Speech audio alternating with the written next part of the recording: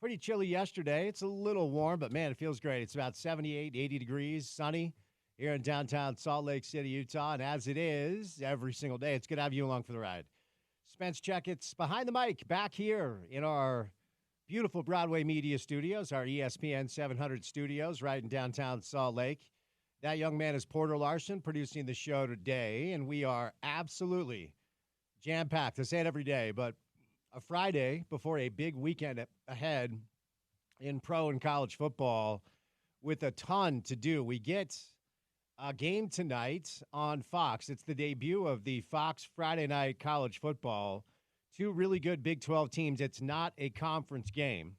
I keep hearing people say that it is. It's just like Utah Baylor a week ago. Arizona K-State had previously agreed to this matchup in Manhattan, Kansas. K-State is a healthy 7-point favorite. The over-under is 60.5. Two really good quarterbacks going at it. So a little college football tonight to whet your appetite for a big weekend ahead that, of course, includes Utah State up in Maverick Stadium for the first time in over a decade. 12 years ago, Utah went up to Logan. They got. They lost to the Aggies. We'll see if Utah can handle their business. The line has moved once again towards Utah State. Now, Utah is still an 18-point favorite, so a healthy favorite Utah is. We're going to give you our picks later on in the show. And we went 5-1 last week, kids. We went 5-1 against the spread. I looked it up last year. We finished 26-24, barely above 500, so hopefully we can keep it rolling.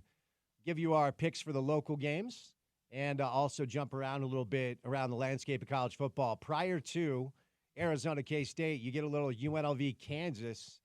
That's in Kansas City at Children's Mercy Park. Kansas is a 9-point favorite. They're trying to bounce back after a loss last weekend at Illinois. Arizona State barely escaped last night. Texas State's a good team, man. They were actually the favorite, but Arizona State is now 3-0 as they win a road game against Texas State. So Big 12 off and run. We do get our first Big 12 conference matchup this weekend. So conference matchups are now going to become a reality. The conference matchup this week is UCF-TCU. That should be a good one. Ammon G. Carter Stadium down in Fort Worth. And, of course, BYU on the road at War Memorial Stadium against Laramie. This line has also moved, and it's also moved the way of the home team. Wyoming is now a 10-point underdog. BYU is the 10-point favorite. Over-under is 40.5. Ugh. That's the lowest over-under of any Big 12 team all weekend long. Obviously, BYU's offense has not looked great just yet. So get you ready for a big weekend ahead in the landscape of college football, local, national, Big 12 style. Latest on the Pac-12 back question mark. What does it mean for Utah State? What does it mean for the future of college football? We'll get to some of those storylines on the program today. Thursday night football, you heard it on this little old radio station, ESPN 700. Buffalo trounced Miami. The Bills are now 11-1 in their last 12 games against the Dolphins. Big story, though. Tua Tagovailoa with his fourth concussion in the last 5 years. That includes one all the way back in 2019 at Alabama. And, you know, the hands started doing the fencing thing. I hate it. It's my most unfavorite thing about football when you see somebody on the ground like that and they've lost control of their extremities. A lot of conversation today about what he should do. It's not my place to tell him that.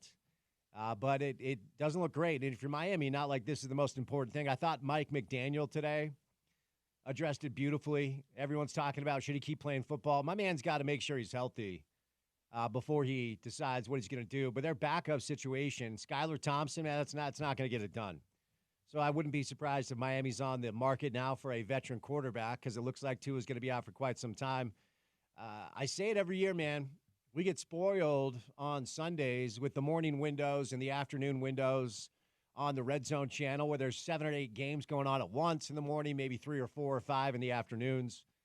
Then the Island games, all you want is a good game. That game was over at halftime. It may have been over earlier than that. Buffalo's really good. Cole Bishop making plays last night in the secondary. Some local flavor on Thursday Night Football. Dalton Kincaid, 4 catches, 33 yards for Buffalo. So Week 2 of the NFL underway last night. We have a lot of really good matchups, man. Excited for Week 2 of the NFL. We'll keep you up to date on the injuries for you fantasy football players and maybe include some NFL games with our Pick'em segment before we say goodnight at 6 o'clock. The Utah Hockey Club, their rookie exhibition game will take place tomorrow as camp has started, and we're high-speed ahead of the first regular season game coming up on October the 8th. So we'll get to some hockey stuff throughout the course of the show and keep you up to date on all the latest happenings around the Utah Hockey Club, including some very excited hockey club beat writers about these sweaters. It's getting kind of odd. They're fine, but we've got a young man who works for KSL that can't stop tweeting about how clean the sweaters look. It's getting a little bit weird, but hockey is here. Excited for that, of course, on the program today. All right, good guest list. We'll start things off with Rojo Robert Johnson, former defensive back from the University of Utah. We'll get Rojo's take on maybe a little bit of a tricky game coming up tomorrow up in Logan. We'll talk Utah football with Rojo. Max Brown, one of my favorites to break it down with, college football style. He'll stop by. Do a little golf. The Black Desert Championship is on its way to St. George, Utah. Paul Pugmire stops by today. Then a big show, big hour. Craig Bolerjack live in studio. Gordon Monson over the phone. Not sure what his excuse is. And then before we say goodnight at 6, we'll give you our Pick'em segment, a 6-pack of picks for you guys to decide what to do with. I always tell you not to gamble on sports, but, we'll give you some games today on this Friday on this Friday afternoon. Happy Friday to you.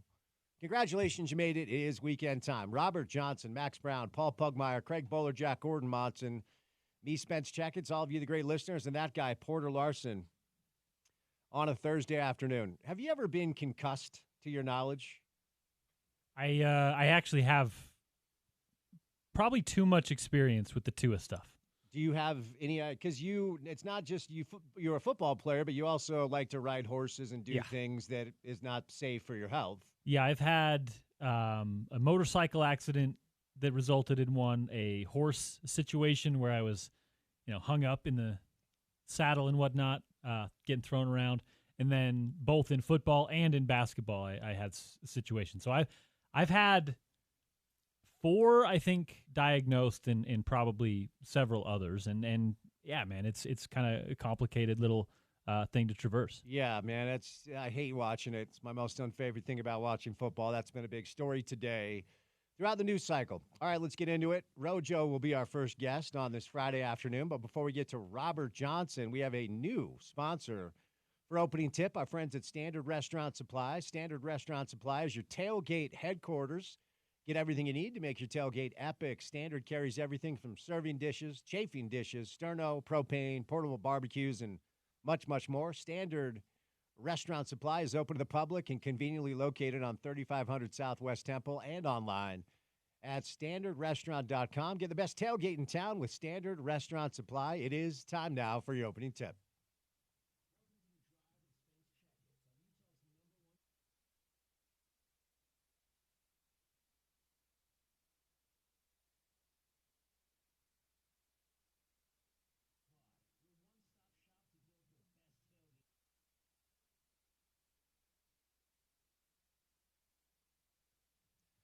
Going to give you some picks coming up in just a little bit.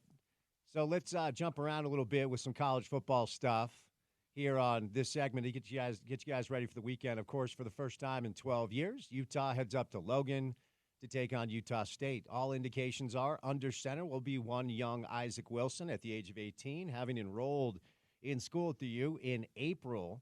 And Utah State is expected to start former Utah quarterback Bryson Barnes. So the line has moved a couple of different times here. As we sit here right now, Utah is an 18-point favorite. Over-under is 43.5. Kickoff time is going to be 2:30. Our pregame coverage with that guy, Porter Larson, will begin at 10:30 coming up on Saturday. So make sure to set your calendars for that. It's interesting. There are a lot of random rivalry games coming up this weekend. It's not necessarily rivalry weekend. That takes place later. And I'm not saying Utah State is necessarily that, but it is a little bit of a tricky game for a couple of different reasons. We just don't know what the offense is going to look like under Isaac Wilson. Utah State, their head coach, Nate Dryling's also their defensive coordinator. And so I would imagine schematically, and we talked to Yogi Roth about this yesterday, that they will be sound. And Utah State, more often than not, is a sound defensive team. I think they ran into a national championship contender a week ago in Los Angeles with Southern Cal with how they've been starting out. I don't really sweat this game when it comes to the Utah side of things. I don't love the line, though, and we'll get to that coming up in just a little bit. So Utah trying to stay clean in the non-con and trying to stay healthy in the non-con before we launch into Big 12 play with 4 really tough games right out of the gates. At Oklahoma State, home against Arizona, at Arizona State, who won last night, they're 3-0, and then home against TCU. Really curious to see TCU, UCF coming up this weekend. I do think those are 2 of the more under-talked about Big 12 teams this year.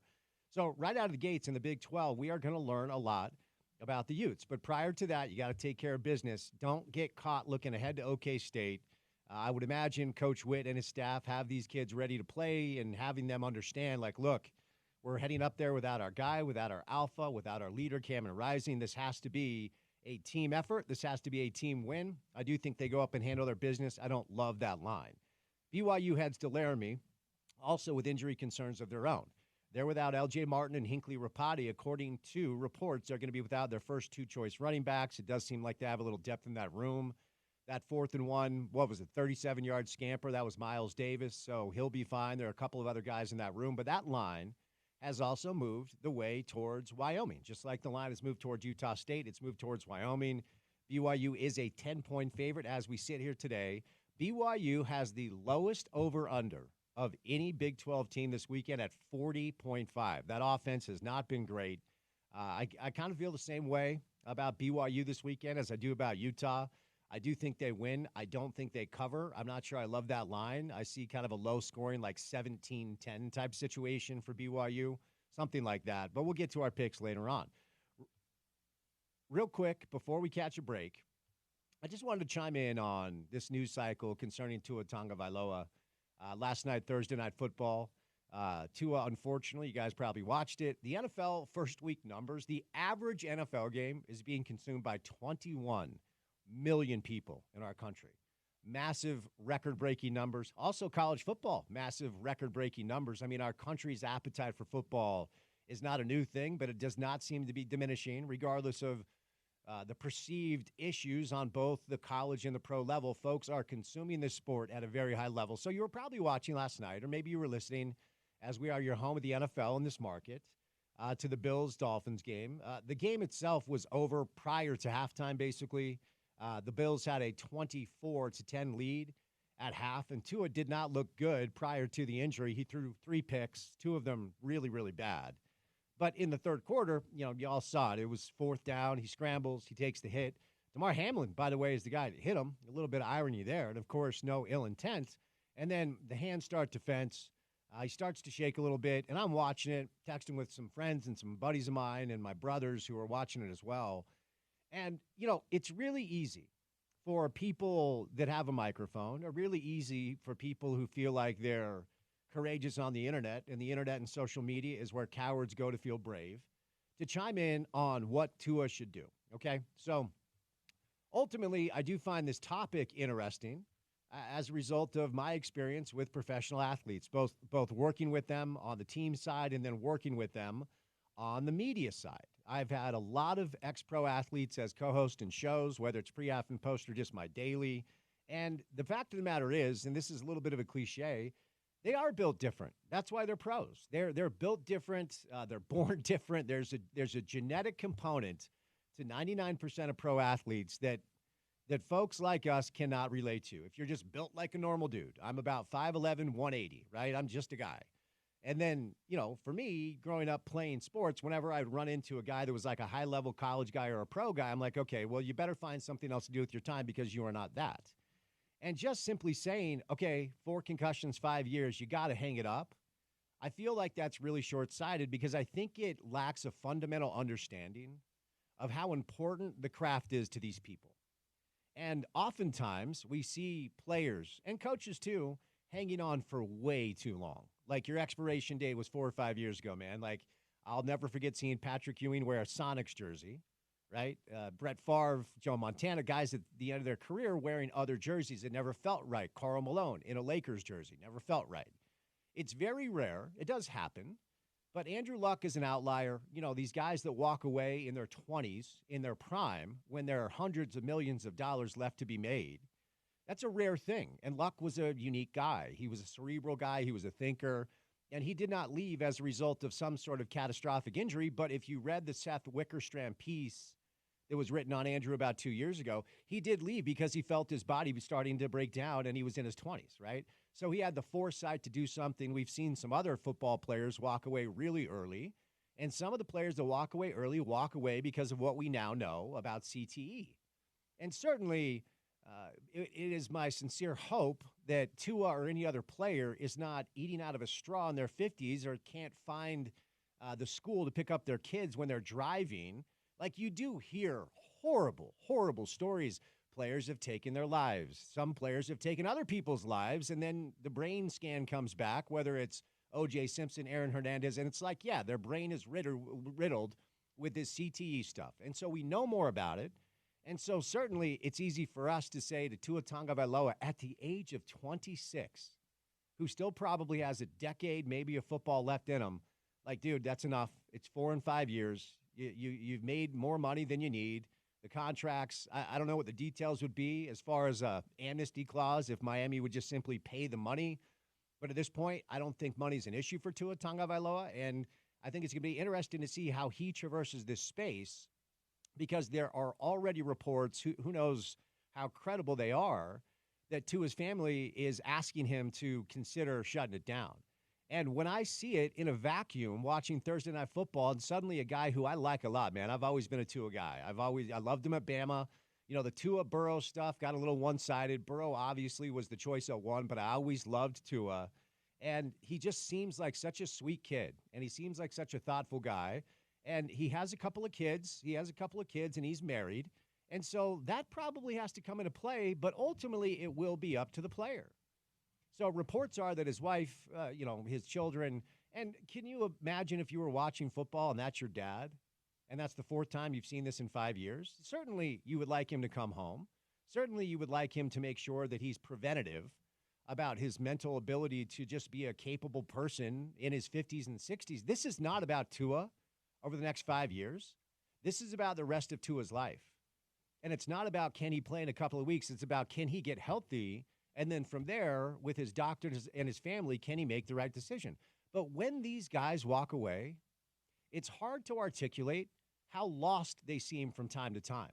I mean, Hans Olsen, Brian Dunseth, Britton Johnson, I could go on with all of the ex-pros that I've worked with here, and I could go on and on about all the ex-pros that I used to work with when I was on the team side, and watching them hold on so long, and initially I didn't fully understand.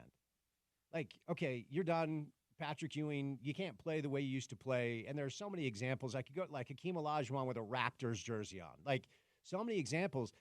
But then when I started to witness a lot of these guys after they retired and how lost they were, like Anthony Mason, the former Knick, he held on for a while. He got traded for Larry Johnson. He played in Charlotte. And Mace retired and completely lost his will. He was dead before he was 60, right? And so I saw a lot of this stuff, and that's why I never criticize an athlete for continuing to play.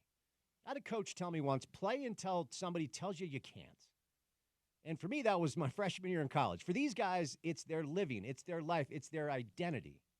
And when they walk away, when they're this young, oftentimes it's as chaotic if they keep playing and put their health in jeopardy. I'm not a doctor. I don't know the deal with Tua, but I just find the news cycle a little sickening when everybody tells him what he's supposed to do, when the only person that ultimately knows is him. And he'll take advice from doctors. He'll take advice from his family. Ultimately, it just sucks because he does seem like such a great kid and he's a really good player. All right, coming up on the other side, we will preview the weekend ahead in college football with Max Brown. So keep it right here on a Friday edition of The Drive on ESPN 700.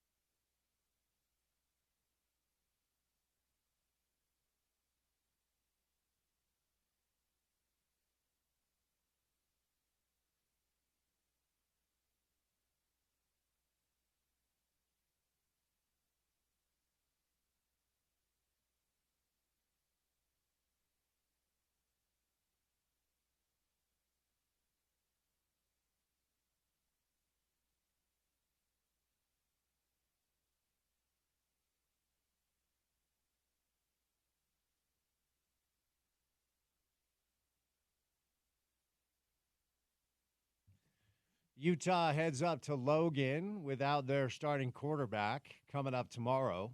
BYU heads to Laramie without their first two-choice running backs. So two teams with some injury issues. Utah is a 18-point favorite. BYU's a 10-point favorite, but week 3 of college football is here. Next guest, one of my favorites to break it down, my buddy Max Brown on a Friday afternoon. Max, happy Friday, man. How we doing?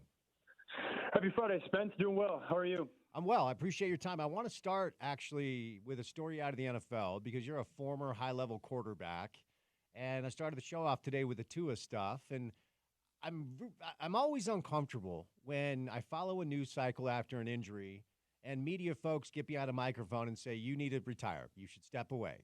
At the same time, I hate watching what I saw last night. And Max, that's 4 concussions in 5 years. He had one at Bama in 19. There are reports that his family are encouraging him to look to step away. I don't know how credible those are, but you're the guy for this because you played the position. What do you make of where we find ourselves with Tua a day after his 4th concussion in 5 years? Yeah, I like the way that you started that because obviously neither of us are doctors, and at the end of the day, I think that's the most important word is that Dolphins trainer and what they're advising him, and I'm sure he's going to specialists, and I think we all can agree, and I saw the same SportsCenter segments last night of, everyone kind of saying that. But at the same time, we've also all been around football long enough and have had the awareness to see kind of where this road can potentially head. And you also can look back. It's not like we're just talking, hey, 1 bad concussion. It's not like we're just talking 2 bad concussions. This is now number 3. And I think the timing is unfortunate. Obviously, he's got a family. He's got to worry about that. That is priority 1 for sure, and end of statement there. But I also think when you talk about from a football analysis side and from the Miami Dolphins side, the fact that they just re-signed him for a contract makes this dynamic all the more delicate, all the more gut-wrenching. I think if this is a quarterback on the tail end, it's maybe a different tone. I think if it's a quarterback that did not just sign I believe it's $186 million guaranteed contract for everyone involved. Obviously, his health is priority 1, but for everyone involved, Tua, to his family, to his teammates, to the coaches, Mike McDaniel. There's just so much riding on this decision that it's a delicate one, but it's hard to watch. And it would not surprise me if Tua stepped away when it's all said and done. One more thing on this, then we'll get to the college stuff. The other thing that has – I don't know. It's kind of a lesson I had to learn when I was younger, but I used to, when an athlete would walk away, when an athlete would continue to play when he clearly didn't have it anymore, I always wondered, what are you doing? Why are you still out there? And then I witnessed several athletes step away and really struggle to find their footing and struggle to find what's next. And I don't think you ever fully – I was talking to some of our local soccer guys here the other night who have retired. They won a cup in 2009. We had a little celebration for them. And they've all gone on to do other things. One's a sports agent. One's a college coach. There are a couple of guys that are coaching with the team. But they all said the same thing, and that is nothing that we've done has come close to what it felt like to play the sport that we love. And, when there's a situation like this where a guy may need to walk away young, I always caution people it's a little bit more difficult than I think most people understand for athletes to walk away from the sport that they love. What was it like for you? And what are your thoughts on just the general dynamic of athletes walking away and then struggling to find the thing that they love so much? Because nothing that you will ever find will meet that. It just doesn't exist.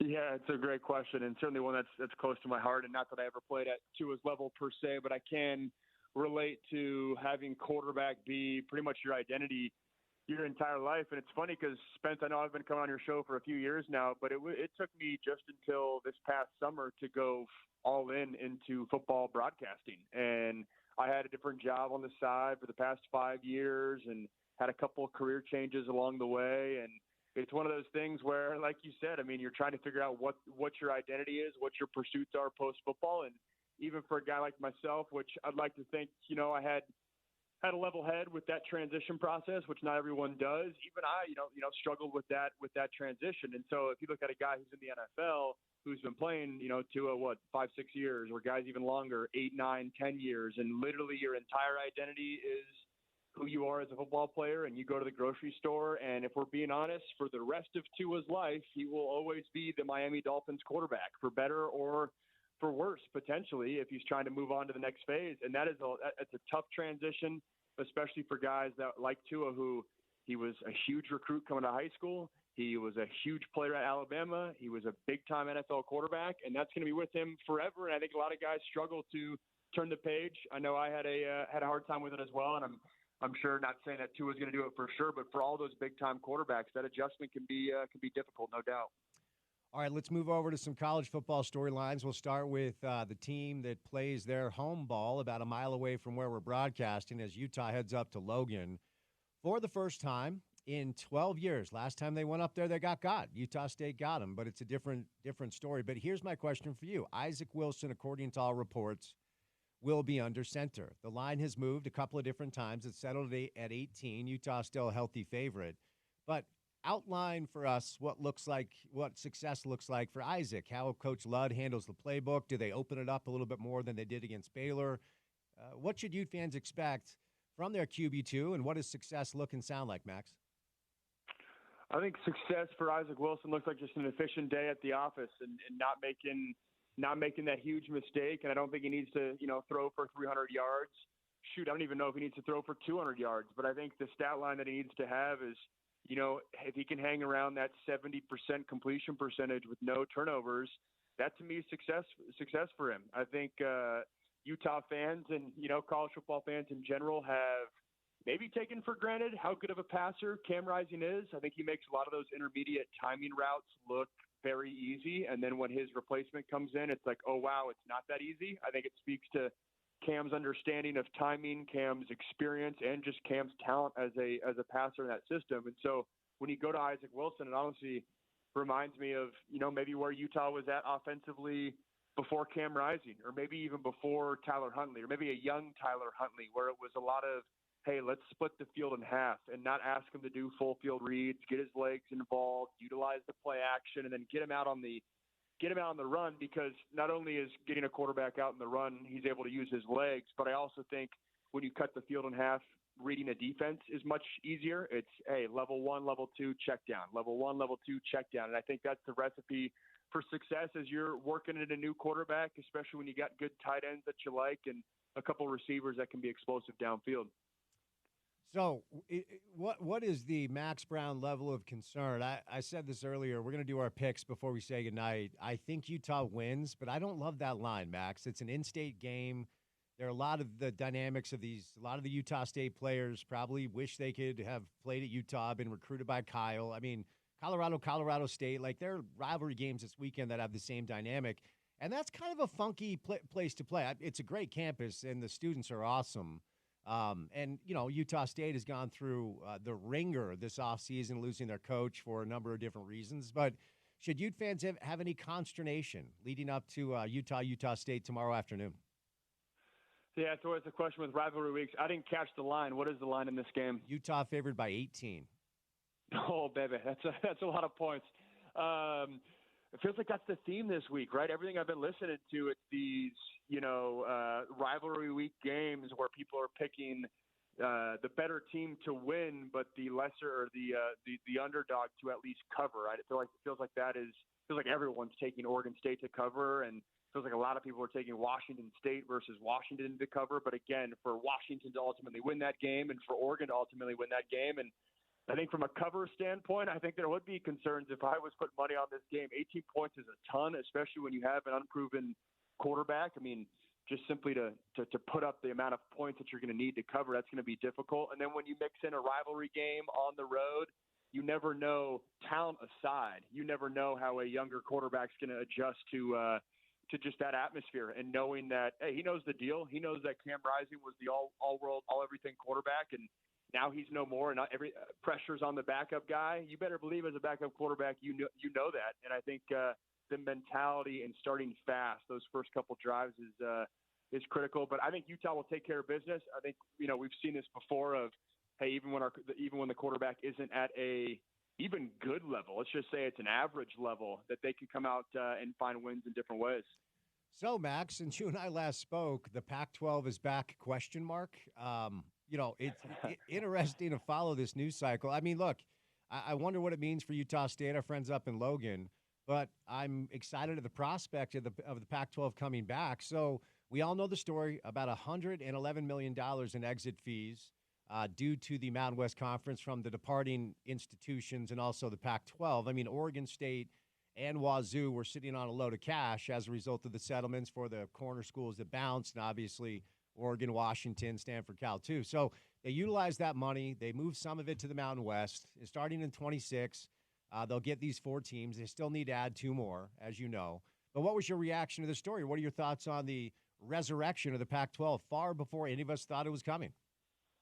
Yeah, I'm excited for the Beavs and the Cougs first and foremost. I mean, I've spent a lot of time around the Beavs, especially the past couple of years, just with calling their games and following the trajectory of Jonathan Smith. So I think this is a stabilizing force in some regard. I think there was a lot of uncertainty just long term, and that was always the narrative around both those programs. And I think this stabilizes things. I still am of the stance that I don't think this is the end of things. I think there could potentially be a shakeup in the ACC. I think there could be a shakeup with the Power 2 at the very top of, hey, if they start branching off, 3-5 years down the road, like I don't think this is the end, but I think it's critical for Washington State and Oregon State to at least not feel like they relegated. And I think that's what you accomplish by this move is it's not necessarily, hey, we're going down to the Mountain West. And everyone knows the Pac-12 is not obviously where it was 2 years ago, but I think the optics make a lot or sound a lot better for Washington State and Oregon State, especially if there's another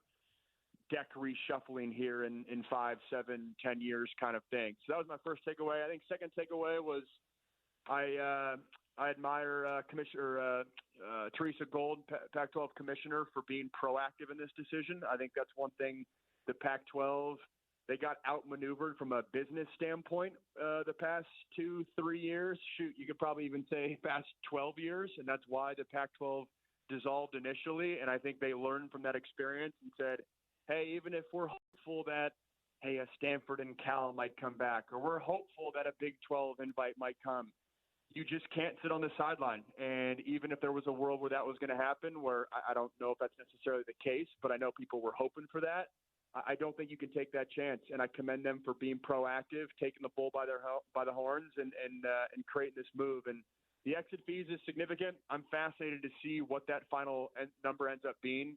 I've read things that, yes, it's $115 million on paper, but attorneys have a funny way of condensing that number down when you look at history of conference realignment a little bit. So that'll be interesting to see. And then my employer, I call games for the CW. The CW has the Pac-12 package currently with Oregon State and Washington State. I think the TV rights, where does that net out for those 6 schools and soon to potentially be 8 or who knows, maybe even 10 schools?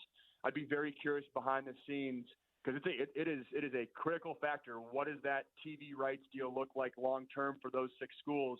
If you're Boise, if you're Fresno State, you're San Diego State, you're Colorado State, that would be the question that I would be modeling really my entire athletic department around. And so I haven't heard specifics there, and I'm fascinated to see what comes of that. Any thoughts on who the other schools will be to get the invite? As I referenced, to be a accredited FBS conference, you have to have 8. They're at 6. According to what I've read, Vegas feels obvious. UNLV feels obvious. Then there's Memphis. There's Tulane. There's some other options out there. Then there's Utah State. Look, they're in Logan. All due respect, it's not a thriving television market, but we like our Aggies around here. Any thoughts on who the other 2 schools could be that get the invite prior to 2026? Yeah, right away, I think you have to look at Stanford and Cal and how do things shake out with the ACC. And for people that aren't necessarily locked in on the national landscape of college football, there's chatter that, potentially Florida State could take on a significant buyout and try to get into one of the bigger conferences. I don't think that's going to happen tomorrow, but I do think that conversation is at least ongoing in some capacity. And then if that happens and the ACC gets reshuffled, then, Stanford and Cal look around, and I think there's a world where they could join this new school Pac-12. I think 2 years ago, people would have rolled their eyes and said, hey, there's no way Stanford and Cal would ever buddy up with the Fresno States and the San Diego States academically, but they might not really have a choice, especially if they also, on the other hand, pride themselves in the Olympic sports and the whole student athlete experience. I think staying West Coast certainly lends its hand to that. So, those would be my first two calls, but we'll see. I think those schools obviously have a lot of pride. And then you mentioned that Memphis Tulane is interesting. I agree with you. UNLV is obvious, but I say that, and that was my first reaction when I saw the schools that joined, is why was UNLV not in there? And again, I know that maybe the academic stuff or whatever it is, but I've called a couple of UNLV games. Their facilities are really nice. Obviously, they're in a big market. It was a little bit of a head scratcher to me that they were not part of this initial batch. My sense is that they could grow into acquiring UNLV. And then the big one to track too, to bring this full circle, is Gonzaga and hoops. Everything I read is that could be the next domino of really trying to level this thing up and get it more attractive, which I know I'm a football guy. I'm always thinking about things through a football lens, but that would be a big get for the Pac-12 if they could get the Zags from a hoops perspective.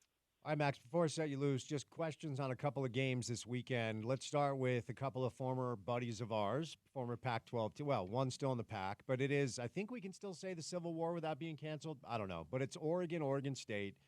It's another one of those tricky games. Oregon's getting 16 on the road. They barely survived the tour of the state of Idaho. And just like Utah State, Oregon State's going to be motivated. That place is nuts in Corvallis, as you know, when it really gets going. So what are you looking for? What are you expecting in Corvallis as we see Oregon take on Oregon State?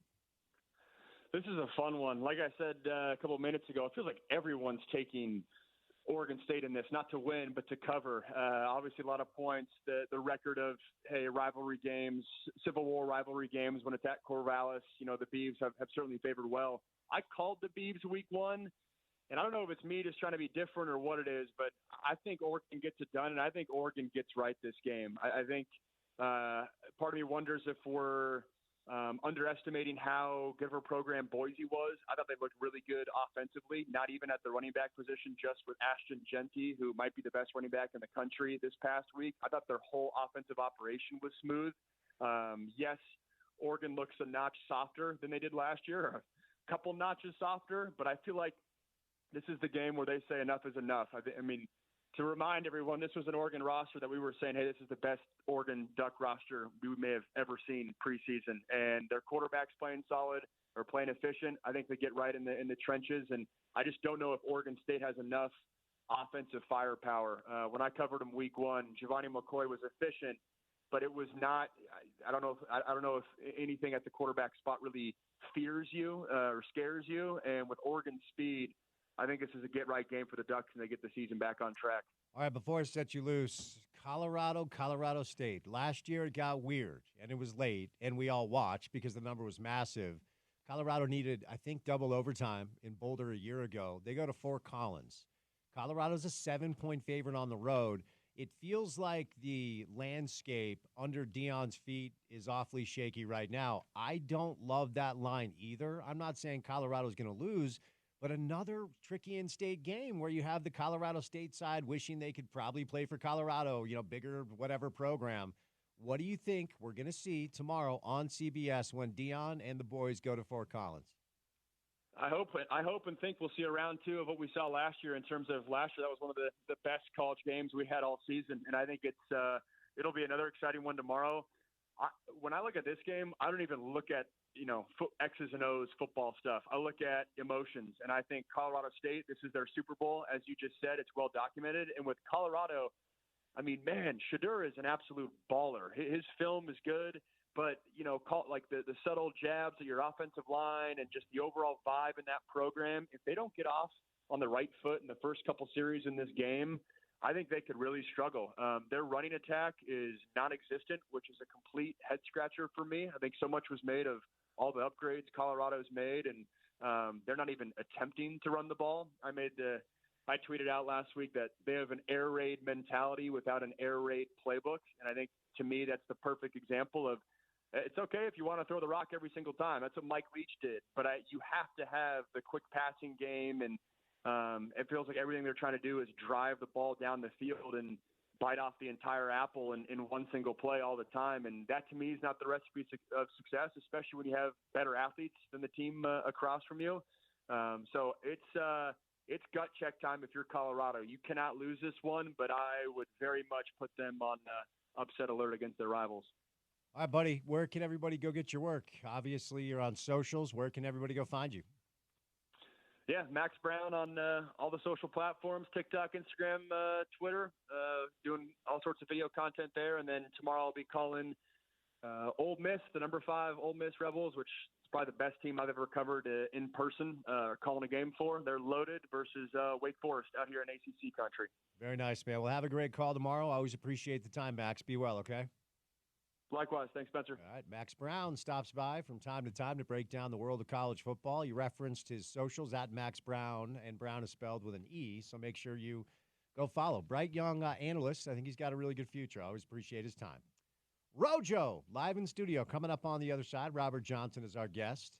Before we catch a break, I want to tell you about my friends at Prize Picks. Prize Picks is America's #1 daily fantasy sports app with over 5 million active members. All you do is pick more or less on 2 to 6 player stat projections and watch the winnings roll in. I want to focus on 2. To win money on Prize Picks, you have to get 2 picks correct. Here's the good news. They're giving you one through the month of September. It's 1 Caleb Williams passing yard. It gets you 1 win on Prize Picks. Now, last week was Harry, but he threw for more than 1 yard.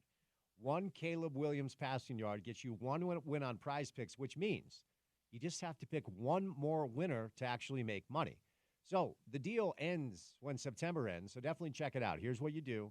You download the Prize Picks app today. You use the promo code ESPN700 and get $50 instantly when you play only $5. That's promo code ESPN700 on Prize Picks to get $50 instantly when you play $5. You don't even need to win to receive the $50 bonus. It's guaranteed.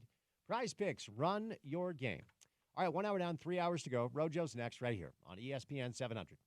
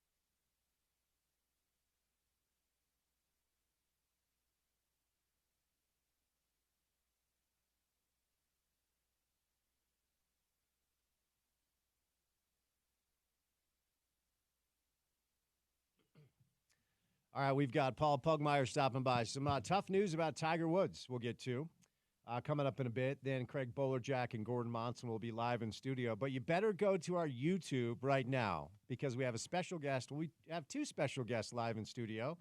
Rojo, one of the best to ever do it, Robert Johnson. Rojo, how you doing, man? I'm doing good. Thank you. Thank you for letting me be here. Yeah, it's great to see you. And we've got Aiden in the studio. We got one of your little buddies. He's enjoying a little snack, so having some fun with the So I'm a dad, so I like the dad-son energy. You know what I mean? So I appreciate you having him in. Yeah, you know, Fridays, they get off early, so yeah. I have to do something with it. It's like, come with me, man. Bring him here, man, all the time. So let's start with a little bit of a life update. We were talking about off air what you're doing these days. I'm sure Ute fans would be interested in the great Robert Johnson. What's going on with you these days? Well, I mean, first off, the University of Utah has brought me in, and I've been working at the University of Utah as a career coach for the past year and a half, and it's part of the U Career Success that's in the business building, which is all the new buildings look so good up there. But it's a great feeling knowing that I'm there at the university. I'm helping out with the freshmen and the sophomores of the university on their career choices, whether it's going through resumes or career fair prep, cover letters, jobs, internships, part-time. It's been a big blessing to be able to be at my school and be able to just talk to these students individually and help them at the different stages in life that they go through in college. So I wonder what you yourself have learned as a result of having this new job, right? Because a guy like you, high-level player, NFL guy, when we're all younger, we think that we'll live forever, and we think that we can do what we're doing when we're 18 until we're 40. That's not the reality of the world. So what are some of the things that you've learned throughout this new journey of yours? Well, first off, the state of Utah has always been amazing to me. It's always been something I have cherished.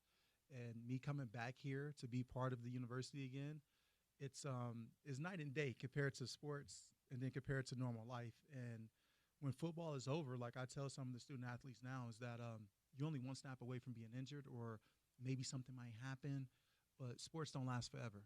You know, and I was in that position as a young guy feeling like, I'm going to play as long as Tom Brady. I'm going to be out here forever, you know, and the injury happened, and then life set in of like the bills do not stop. Yeah. And then with my kids, with my sons, both of my sons, it was like, hey, I got to move on with life. And it just happened to be luckily that Katie Abbey, that's my boss that's over it, she seen something in me and said that I could probably connect with these students, and she would love to bring me on. And then the sky's the limit now with everything that's been happening because football, all I knew was football. I didn't know anything else about the university. Yeah. So now as I'm working on the other end, it's like I'm walking around the university seeing buildings that I've never seen, talking to students, the student body. Like I'm really like into it, and I love what I'm doing. I love it a lot. Good for you, man. I'm proud of you. That's good stuff. And I wanted to utilize what we're talking about now to bring you into a conversation that's happening today about Tua Tagovailoa. And I'm biased because I love the kid. I loved him in college, and I think he comes across as such a sweet guy, right? Mm-hmm. But I always cringe when I turn on the TV or turn on the radio, and a guy like me, a guy with a microphone, says out loud he needs to retire. And look, it's complicated, right? Because there are reports out there. He has a wife. He has 2 children. Mm-hmm. There are reports out there that they would like him to consider stepping away. It is his 4th concussion in 5 years. Yeah. He had one at Bama in 2019, and I hate seeing players with their hands fenced after they got knocked out. I hate it. Yes. So, but it's not my place to say what he should or shouldn't do because as you've been through, and I've seen working with guys like you, ex-pro athletes, when I was on the team side and now I'm on the media side, you've been able to find your way, right? Mm-hmm. You've been able to find a purpose. You have children. You have a job that you love. But you know this, Rojo, and so do I. I've seen so many ex-pros just wander through their life. I use the example of Anthony Mason, who played for the Knicks when we were back in New York. Mm-hmm. And Mace retired, and he didn't know what to do. And he had a grip of money and essentially drank himself to death. He was dead before he was 60. Yep. And I loved that guy. That was my guy, right? So I want you to tell our audience just how complicated a decision like this is for Tua at the age of 26, with the ability, if he wants to, and if his doctors give him the thumbs up, to probably play for another 10 years and make another $200 million. This is not an easy choice, is it? And it's only his choice with his family and his doctors, yes? Yes, 100%. And it's crazy that you bring this topic up because I was just I was just talking to a couple of my friends. Maurice Jones-Drew was just like chopping it up a little bit. MJD, Yeah, nice. yeah, He was nice back bit. in the day. Yeah. Yeah. We was talking about different things, and I seen a clip from Stephen A. Smith that was saying sacrifices for your family and things like that. And like though, Stephen A. Smith is great at what he does. He does. But me going through what I went through with playing in the NFL and seeing some of my good friends that played and received a lot of concussions, it's sad that it's people that's on the outside that feel like they can speak for football players when you really don't know once football is over how our body is. I was just telling Porter, like, I don't know about the statistics or the stats behind all this, but it's a lot more football players or athletes, not just football players. It's a lot more athletes that has harmed themselves outside of their sport from concussions, because life doesn't when you're done with football or when you're done with that sport, life continues, but you're never the same when you have concussions or when you had some. Your brain don't work the same. It's going to be moments that you might have those headaches. You're going to have those moments of you might not be able to see as good. To me, he needs to just go ahead and retire. Like I feel that in my heart, because most of us football players and whoever that's listening out there, I know that mostly you will agree with me, is that we live for that second contract or that big payout. He was able to get there. He got it. Now, it's tough because we love sports. That's what it is. Us football players, and I'm speaking for just football players in general, we love football, and you can't just – it's hard to get ripped away from it because you had so much of love for it. But life, man, life is – like, I'm realizing that since I've been working at the University of Utah. Like, I'm very, very blessed that the position that I playing safety, running into people, that's common. And my brain is not too messed up. And I'm still able to function as a high functioning Black American here at the university in the state of Utah. And just to see him go through that is sad, but you got to step away, man. It's not even just step away. You're in a really good organization with the Miami Dolphins. They take care of their players. So I was telling Porter, I can visually see that if he has a medical retirement and he has to do it, the Miami Dolphins might think of a way to keep him within football, but not in the physical aspect. See, so life continues outside of these sports. And I have to tell people, like, dude, we all wish we could play long, but man, like, when it's over, it's over. It's no second shot. It's over. It's a wrap. So him and his family, I wish them all the best. And I feel like he needs to step away from football, because football is great, but I say that these owners out here, they can replace you. And they do. Yeah. Well. That's how they replace you. Yep. They care for you, but sometimes it turns to, what can you do for me right now? And if you're not producing anything, they're gonna get rid of you. So I feel like right now he got the money, he got the bag. He did get his bag, yeah. He got the bag, yeah. and it's like, just step away from it, because once the football is over, that's when a lot of people won't be talking about you. And when you're going through all those different things, man, it plays with your brain. And I mean, with Junior Seau, like, sadly, like, it's players out here that has harmed themselves, and they have made sure to leave a note, get my brain checked. And that comes from getting those concussions. So if you're going to continue to just do this, it's dangerous. And we all know that we know what we sign up for. We do know that. Yeah. But it's still sad, though, that he's going through this. And it was like, just slide, man. Come on. As I'm watching, I'm like, just slide. Yeah. It's sad, and I just really wish the best for him. I wish he makes a really good decision, because life goes on when sports is over. You said something that jarred something in me. I didn't plan on doing this today, but if I catch you off guard, I apologize. I'm in this space where I get so tired of how hate is permeating in our country, right? And how polar. And I'm a sports talk radio host in Salt Lake. I'm not changing the world. I'm not changing anyone's mind. I'm not trying to. But I was raised in pro sports. I played basketball through high school and AAU, so I had Black teammates. I had road trips. There was one road trip we took up to Boston where there were 12 of us. I was the only white player. And it was never a thing for me. I'm lucky that I was raised that way, because I don't have any, I don't have any premonitions about being scared of a race that I'm not familiar with, right? I'm comfortable around black people. I don't know how else to say it. I love the culture. I love hip hop. I love basketball. I love all of it, right? Yeah. But there's this thing that people believe that we have in our state where and look, let's be clear, 3% of Salt Lake is black. Yeah. So there's not a lot of people like you, Rojo. But I don't want to speak for you. It feels like as a black man, you have found more or less love in our state. Is that fair to say? Yeah. I mean, I have found all the love. Like, that's what I would say here at the state of Utah. I love hearing that, yeah. And I think that's one of the biggest reasons why I decided to even move back here is to raise my boys. But on top of that, meet a lot of these great people that's here in the state of Utah. Like, it's amazing people that's here. And I tell people all that. I tell people about that all the time, no matter where I'm at, because once they see, hey, like, where you live at? I live in Utah. Black guy in Utah. Yeah. Yeah. Like, wait, what? It's right. No, it's worth it. Like, Yeah. come up here and experience. I tell everybody that. Don't go by what you see on TV. Come experience it and come check it out, because I have met all the people in the world out here in the university at the state, and everybody has been amazing towards me. Yeah. And it has nothing to do with just being a football player. It has more to do with how I present myself and how I carry myself, and on top of that, how I take in somebody that might not want to be close to me, but then they attracts to me. So I got used to it. Yeah. No, that's good. And I think people need to be reminded of positive experiences. Yes. Because I'm a transplant too, of sorts. It's home now. I've been here 25 years. But the kids I grew up with, same thing. Like, you live where? That's what they always ask. Yeah, right? like, and what's it like? And for me, I have friends and family, so it's home of sorts, and I know how to traverse the space.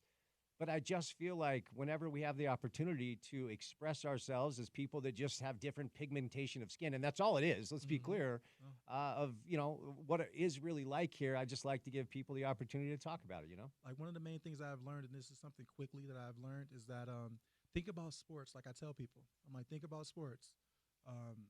University of Utah, like our team. The fans are not really cheering for the color of the skin. They're cheering for the color of the jersey. Yep. Now, if I'm not saying the world needs to do this, I'm not saying that, because I'm not trying to change the world. But if everybody remember that we're on the same team and we have the same jersey on, the color of the skin won't mean anything.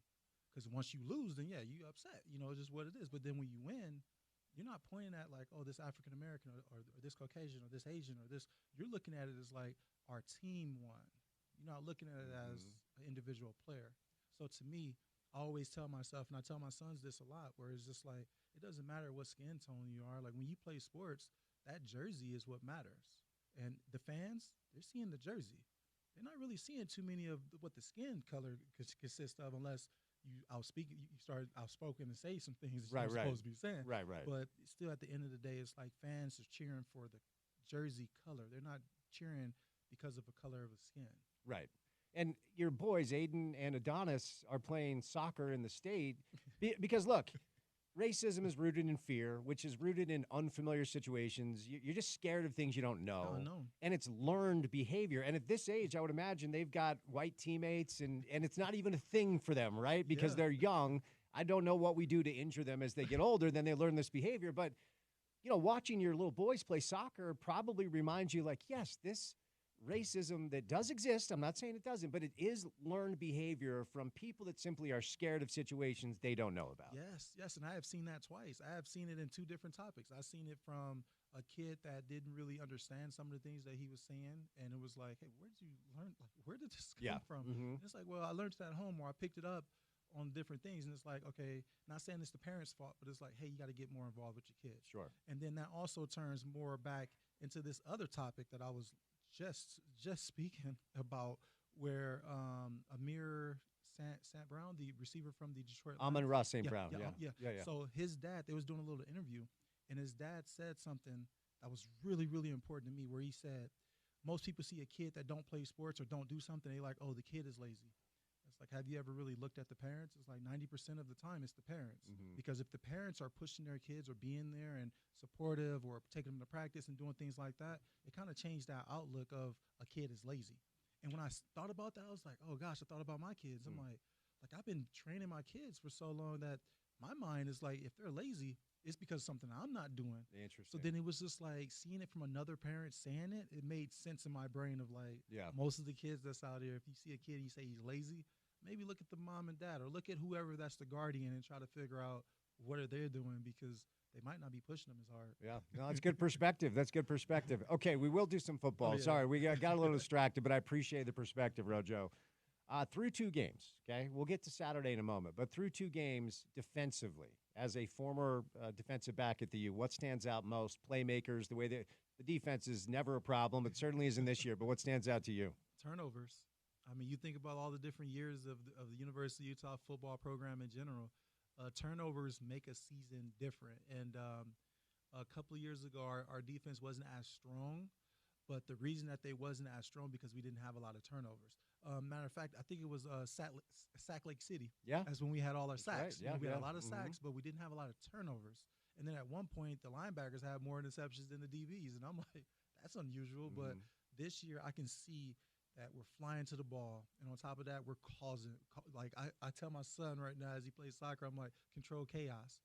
Like, it's going to be crazy, but you got to be able to control it. And to see what our defense is doing, that's exactly what it is. Everybody's flying to the ball, but everybody's trying to go make a play instead of just going to go make the tackle. It's like, let's strip the ball. Let's see what we can do. That field goal block that Teo Johnson, yeah. That was amazing. Yeah, it was. Like, I was like, for me, like I think Sly probably said the same thing. It was like the coaches always say, get down. Like, don't catch it. Get away from it. Yeah. Hey, he caught it and he knew what to do with it. So what I feel the rest of the season is going to turn into is these tough games that we're going to have to compete against, because any given Saturday, you can take an L. But turnovers would definitely help out. And then turnover into points, that just makes it so much better. If we can get a turnover and score, that's 7 points, or 6 points for sure. 6 points coming from the defensive side.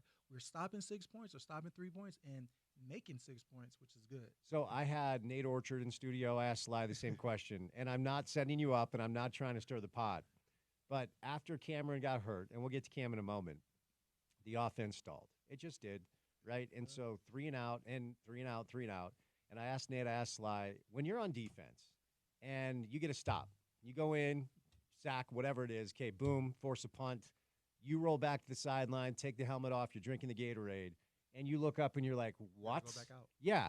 What, like, is it a challenge to not get upset at your offensive teammates? Like, what are the emotions when, as a defensive player, you need a blow, man, you need a rest, and then you look up and you're like, wait, what? And you got to put your helmet back on. What's that feel like? At the beginning of the game, it's fine. You start because we're warming up, you know, right. Like, or at least me and Sly probably like, yeah, we're warming up. We're starting to get into the game, so yeah, we want to be on the field.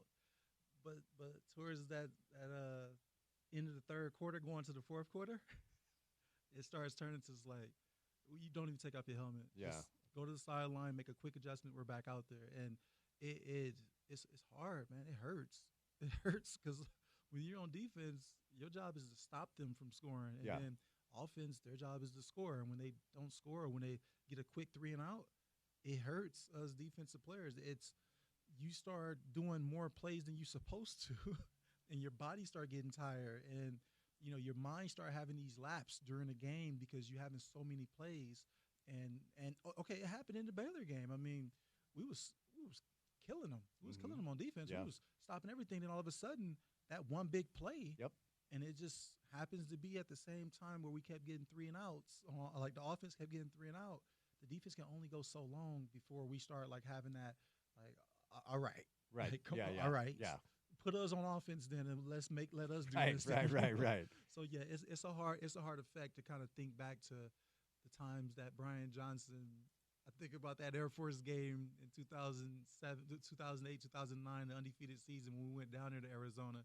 And it was a lot of 3 and outs. And then BJ threw an interception that got took to the crib, and we was on defense looking at each other like, man, we can't even stop them from scoring because they just scored without us on the field. It's hard though. It's very, very hard. Yeah. It's mentally challenging when you're on that sideline and you're looking at the offense and it's like, all right, y'all, come on. Yeah. Like, we need you. Yeah. You know. So let me ask you about Cam Rising. So I've heard coaches and other media types talk about the necessity of trying to get him to understand how important he is and therefore slide or throw it out of bounds. I just think Cam is Cam, and if he sees a lane and he thinks he can go get 7, he's going to go get 7. If he gets blitzed and he's under duress, he's going to try to get out of it. yes, I would like him to throw it away. I would like him to get down because we all know for Utah to win the Big 12, 7 has to be under center. Mm-hmm. Is it possible to rewire an athlete's brain to say, look, you're too important. Please don't be so aggressive? I don't know that you can do that. And not against you, but I believe that you can. That's good news. I'm glad. You can practice habits. Okay. So practice habits. I mean, probably everybody that's listening or everybody that's a big football fan, I know they watch the Hard Knocks. They watch Hard Knocks, and on one episode, even though I hate talking about this guy, there's nothing against him, but his fingernails just throw me off. Caleb Williams, not Caleb is well, it's Caleb Williams. Yeah. Okay. Yeah. So in one episode, they had them doing sliding. They was doing not the water slide. They was doing like a slip and slide. A slip and slide. Yeah. They was doing a slip and slide because they was trying to teach them how to slide. It's showing up in the games now. Mm-hmm. Like Caleb is sliding. Okay. And to me, I'm like, I doubt that he had that when he was at USC because every time you look up, he was running and he get hit or something happened. But now it's like that muscle memory is starting to kick in of like just slide, and he's doing it now with Cam. Cam is a beast. He's a baller, man. He wants to score. Like you said, every time you got the ball, you want to score. But we need you. we need you to slide, or we need you to get rid of the ball early. Just throw it out of bounds. Like we can live to fight another day. But when you get injured, and to hear what you just said, I watched it on TV at the Baylor game, and really on TV you can see that the crowd just wasn't the same. Oh yeah, and it's weird. Like as you watching it from a game, like when you're at the stadium, you can feel all this, but then watching it through TV, you don't supposed to feel it. But then for me, I'm like, oh, this is happening. Mm-hmm. This is really happening. Yep. Like our offense is at a stop sign forever.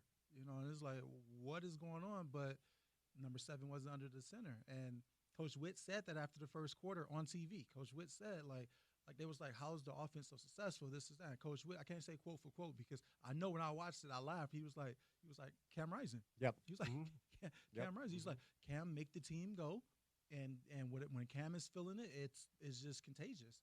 And then all of a sudden you get hurt, and it's like it's contagious too, the opposite way. Yeah. Okay. Before I set you loose, let's get into tomorrow a little bit. Okay. So sounds like Isaac is going to be under center. He's been taking first-team reps according to reports, and don't rush Cam back for sure. 18-point favorite, Utah is, so they should be fine without Cam. What does success look like tomorrow in Logan with Isaac under center? Talk about the dynamic of Utah State. It's not Utah-BYU, but it's an in-state game. It's a rival. Yeah, so tell me what you think success looks like, Rojo, tomorrow before I set you loose. I mean, first off, the rival is definitely something where players step up and start playing out of their body, like having those out-of-body experiences. And Utah State has always been our little brother, so they're going to come out firing. But for us, the way I feel is that I'm very happy that Isaac was able to get those first-team reps for a full week, which I am hoping that Coach Ludwig opens up the playbook a little bit, and maybe this would be the best time to try some of those plays that's normally for Cam. Let's try them for Isaac since he had a full week of practice, and let's see how it goes because you just never know. It's a long season. I believe as long as we don't have any turnovers on offense and we just play control ball, because that's what Coach Ludwig offense is, control ball, control that time, manage, be a time manager. Don't be just a risk taker. I believe that Isaac can play a really good game because he had the full week and no turnovers. That's the goal, to not have any turnovers, but you never know. But the goal is not to have turnovers, and we will be fine because I'm not looking for us to dominate this game and just destroy them. I'm just looking for us just to get out alive. Because we still got to play down there in Logan. Logan is not no easy spot. Nope. Like they come into play. They're gonna come to give us the noise, and they're gonna do what they need to do as a Utah State. They're gonna do what they have to. But we just gotta reduce the turnovers and try our best to reduce injuries. Because it seems like every year the next man up has been our main thing. So I'm just hoping for no turnovers. Like I'm hoping for no big turnovers. Like it's okay to have them every blue moon, but a big turnover is if he fumbled, they scoop and score. Pick six, or pick score. six. Yeah. Like those are hard. Yep. Because now you're playing from behind. So I'm just hoping that like Isaac control it, do what he need to do, and I believe we'll be fine as long as he just let's just run the ball. Forget it. Let's just run, play action, short. Don't throw anything deep, and then maybe once we get the lead up, then start stretching it, like open up the playbook and see how he reacts to it. Because he's a good kid. He's a very good kid. I met him at an event walking through the University of Utah. Nice, I met him. nice.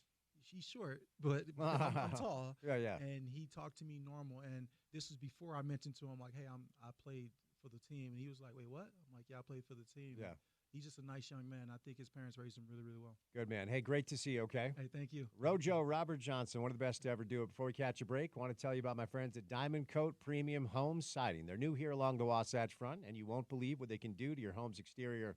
Diamond Coat Siding Next Generation System delivers the exterior transformation you deserve to level up to the neighborhood standard. They're the total design solution that shows your personal style with endless styles and colors, for limitless customization. And their 30-year no-fade warranty means your vision will last for decades to come. Designed beyond limits, beyond expectations with Diamond Coat, now available in the Salt Lake City area. Premium home siding, limitless potential. They're your total design solution, year-round, weather-ready, durable in all seasons. Discover more at diamondcoatsiding.com. That's Diamond Coat, spelled K-O-T-E, siding.com. Paul Bugmeyer joins us next right here on ESPN 700.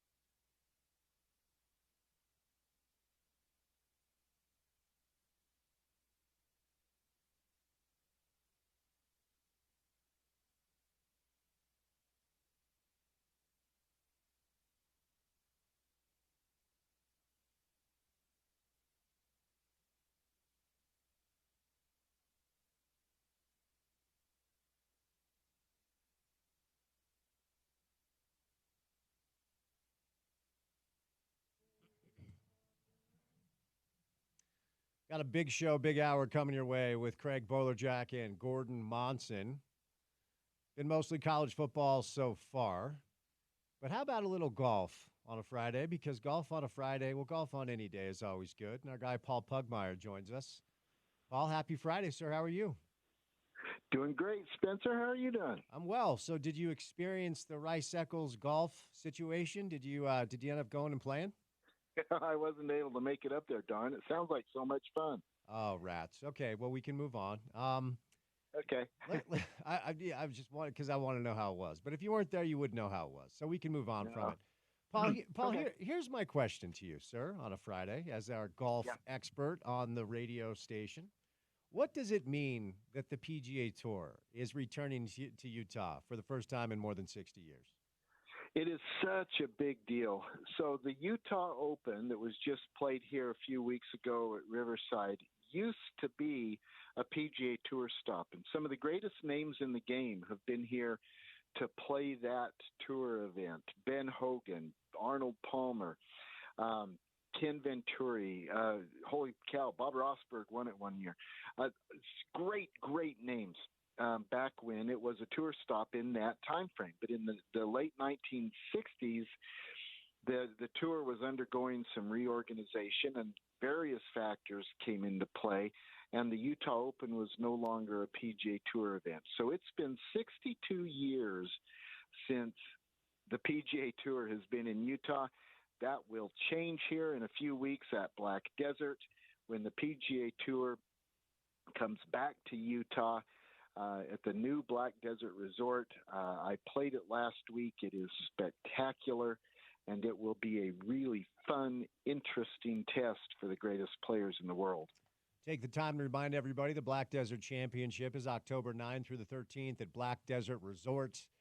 Like I said, return to the PGA Tour for the first time in more than 60 years. Tickets available at blackdesertevents.com.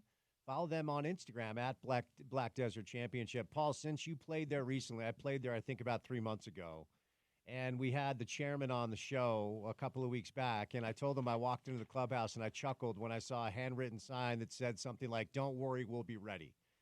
because I can tell you 3 months ago, they were not ready, okay, by their own admission. So you played there recently. Are they prepared for the world of golf to descend upon them coming up in just a few weeks? As of today, no. But the question is, will they be ready? And I'm confident they will be for two reasons. I've been making trips down there for the past couple of years, every 2 or 3 months. And every 2 or 3 months, and especially this last week, it is a different look, a different place, and the amount of progress that's being made and the pace it's being made is staggering. Plus, I have come to understand that Patrick Manning, the director at and the CEO at Black Desert Resorts, he delivers. This is a guy who gets things done and makes things happen. And he says it's going to be ready, and I have complete confidence in him. All right, Paul, it may be too early for this, but of course, I'm very curious because I'm debating going down. I probably should, but we'll see if I can make it happen. But I would like to know who I'm paying to see play golf. Any idea what that field will look like and any thoughts about who you'd like to see? Let's talk about the field. Where are we at with that? So this is a part of the PGA Tour's FedEx Fall Series, they call it, the Fall Series. And everybody with a tour card is eligible and able and invited to play, but you tend to get the players who are looking to improve status, players who are just outside the top 50 trying to play their way into the top 50 for the coming year. Players on the bubble, one way or another on the top 125, and that's the magic number because that's tour status right there. And so players like our own Patrick Fishburne and Zach Blair. Fishburne goes into this week down at Silverado in the Pro Tour. He goes in number 102. Zach Blair goes in number 113. Those guys will be playing in the Fall Series, and they're both committed to play at Black Desert. to protect their status in the top 125. And then there's players right outside the top 125 trying to play their way in. You will get some of the players in the top 50 who play for various reasons, maybe to stay tuned up in preparation for next year's FedEx Cup season that starts in January, maybe to because it's a course they like or a town they like to take their family to, any number of reasons. So you're seeing a handful of the top 50, and you're seeing a lot of the players just below there who are looking to protect and enhance their status for next year. Any chance we see Tony? I've heard rumors that some sponsors have cobbled together the necessary cash. I can't corroborate that. Any chance we see Tony Finau playing in the tournament? Absolutely a chance. He hasn't committed yet, but we do expect actually that he will be there. We know that Patrick Fishburne and Zach Blair will be there. We know that Mike Weir will be there. In what I think is so far the best golf story of the year in Utah, J. Don Blake, a St. George native who grew up just down the street, right literally down the street from where Black Desert is now. Wasn't there when he was a kid, but when he was a kid, he lived down the street from where Black Desert is now, and has stayed in St. George his entire life. He has 499 career starts on the PGA Tour. He has been given an exemption into this event on Thursday when he hits his tee shot and gets his official 500th start on the PGA Tour. He'll be doing it in his hometown with the PGA Tour coming back to Utah for the first time in 62 years. It is a fantastic event and a great story. Since you and I last spoke, because Scotty Scheffler was struggling. He was having a rough year. He hadn't made very much money. Obviously, I kid. Scotty takes home the Tour Championship in East Lake, a cool, $25 million. He, and you know what? Isn't it fitting? Like, it should have been him. Gold medal, all the things, all these, what was it, 9, 10 wins this year? We haven't seen it in forever. So give me your take on Scotty's performance in the Tour Championship and give us a perspective on the season that we just saw from the world number one. We saw one of the great seasons ever in the history of the game. Not the greatest, but one of them. Certainly in the mix for one of the top 5 greatest seasons ever. It's going to be hard ever to beat Tiger Woods 2000. I think you've got to, World War II notwithstanding, you've got to include Byron Nelson, 1945, in the mix in these discussions. Vijay Singh, 2009. But this season that Scotty Scheffler just had some markers on it that were really impressive. First of all, it included a major, and a great season must include a major. Secondly, the other tournaments that he won are what are now these elevated tournaments. But think about these and the courses that he plays. He won the Players again on TPC Sawgrass, a great golf course and a great tournament that I think will ultimately be treated as a major championship. He won Jack's tournament on Muirfield Village. He won Arnie's tournament at Bay Hill. He won the gold medal, and even though that's not an official win, find me anybody who doesn't care. I care. It matters. It's the Olympics. He won the gold medal in the Olympics. And then even though it was the net side of the tournament that he won at the Tour Championship, he did what he had to do to get the official win there, and that's Bobby Jones' home course. So you add all that up, and it was a season for the ages, no doubt. Also, the President's Cup team was announced. Scotty, Xander, Colin Morikawa, Wyndham Clark, Cantlay, Sahith Theegala. Thrilled for that young kid. Keegan Bradley, come on. I mean, who doesn't love seeing Keegan's name on it? Sam Burns, our very own Tony Finau, Brian Harmon, Russell Henley, and Max Homa. Any thoughts on, the cliche question, snubs? Did they get it right? What are your thoughts on the President's Cup team? Fascinating to me that Keegan Bradley didn't pull himself out. He is the incoming Ryder Cup captain. I get that he's a player first. I get that the juices flow. They do with this all, and they sure do with that guy. I would have thought that he would have said, no, I'm going to focus on being a Ryder Cup captain. I'm going to be an assistant captain, learn all I can, and really focus on that. Me personally, if I was in Jim Furyk's place, the captain of the American side, I would have taken Justin Thomas. I think Justin Thomas is a generational talent with a proven record in these events, and he was just a little bit outside the points on this. I would have taken him. But you add it all up, and look, this is an incredibly deep and talented American team. I think that the international team will be able to compete, but everything's going to have to bounce right for them to get a victory. Tell us, and when I say us, I mean me too. Because I still am a neophyte here. I'm learning. No one cares about the round I had last week. It was so sad. I was like, why do I do this?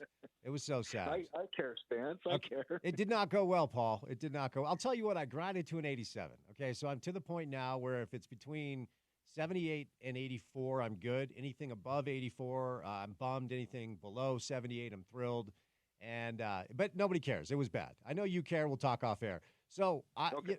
Recently, I'll admit this was the first Ryder Cup I watched, and I watched start to finish. I sacrificed sleep. And I loved it, even though we got smashed. So tell me about the President's Cup, about where they're playing, and the track, format, and what we should expect from the American team. Format is virtually identical to the Ryder Cup. So if you're familiar with that, you know what they're talking about. There will be a four ball, what the Scots call a four ball. But that's the best ball. There will be an alternate shot where the players play every other shot. There will be the head-to-head singles, which are always the most fun matches, and that will wrap up the week. One of the differences between the President's Cup and the Ryder Cup that I really like and think the President's Cup gets right is that when they're doing the pairings on the Ryder Cup, the captains submit their choices. And match one, player A, match two, player B. And it's just on paper, and then you don't know what's coming. The pairings are live on the President's Cup. They'll say, okay, I choose Scotty Scheffler, and then it's the international turn time. In this case, it will be Captain Mike Weir, our own Mike Weir, and he'll say, okay, I'm going to put Adam Scott against Scotty Scheffler, and then it's Weir's turn to go first. And he says, I'm throwing out Hideki Matsuyama, and then it'll be Furyk's turn to say, okay, Matsuyama, all right. Then I'm going to give you Keegan Bradley or Matsuyama, whatever it is. But that live matching is so cool to watch and so compelling to see how the captains and their assistants go through the pairing process. That's a lot of fun. You asked about the course, Royal Montreal, one of the great courses in the world, an old school parkland course that is very mature at this point. And it has a lot of history. This is the course where Captain Mike Weir, then a player on the international side, took down Tiger Woods at Tiger's prime, got a point in the President's Cup. Wasn't enough for the international side to win, but everybody still remembers when Mike Weir took down Tiger Woods in the President's Cup. That was at Royal Montreal. And so you've got Mike Weir, a native Canadian, at Royal Montreal, where he had one of his great moments as a player, and it's going to be a stirring thing. I will be there. We will be doing the Utah Golf Radio Show live from Royal Montreal on that Saturday. Cannot wait. Wait, what did you just say? Did you say you're doing your show on site at the President's Cup? Yeah. Well, Porter, hop on the mic real quick. Who on this station hosts a very highly listened to, highly rated afternoon drive program? Is that me? On Saturdays, it's Paul Pugmire. Well, but why can't I get an invite, Paul, to any of this stuff? Why do you freeze me out of the cool things you do being Paul Pugmire? I'm very upset on a Friday now. You know, I'll bet you we can still make it happen, Spencer. Let's go. All right. I'm going to hold you to it. Porter, I'm going to be on remote in Montreal the week before the President's Cup, just so you know. We'll make it happen. Okay, thank you. I kid. I'm thrilled for you. It's just good to be Paul Pugmire. As I say all the time, find something you love the way Paul Pugmire loves golf. Let me ask you this. It feels like the Ryder Cup is a bigger deal. I don't know how else to put it. It feels like the Ryder Cup is a bigger deal than the President's Cup. Is that fair to say? It's the neophyte way I'm putting it today. No, it's a good way to put it. It's completely accurate, and it is true. Yes, it is a bigger deal. It is older and has more history, and because of that, yes, it is. Plus, the President's Cup has lacked a rallying identity for the international team. When Ernie Els was the captain, he put a lot of effort into creating a logo and creating a way of talking about the international team to bring them together as one. And even though the Ryder Cup side is against the European team, that actually is a fairly recent change that Jack Nicklaus was instrumental in bringing about, because the Ryder Cup got its start as a Great Britain versus America thing.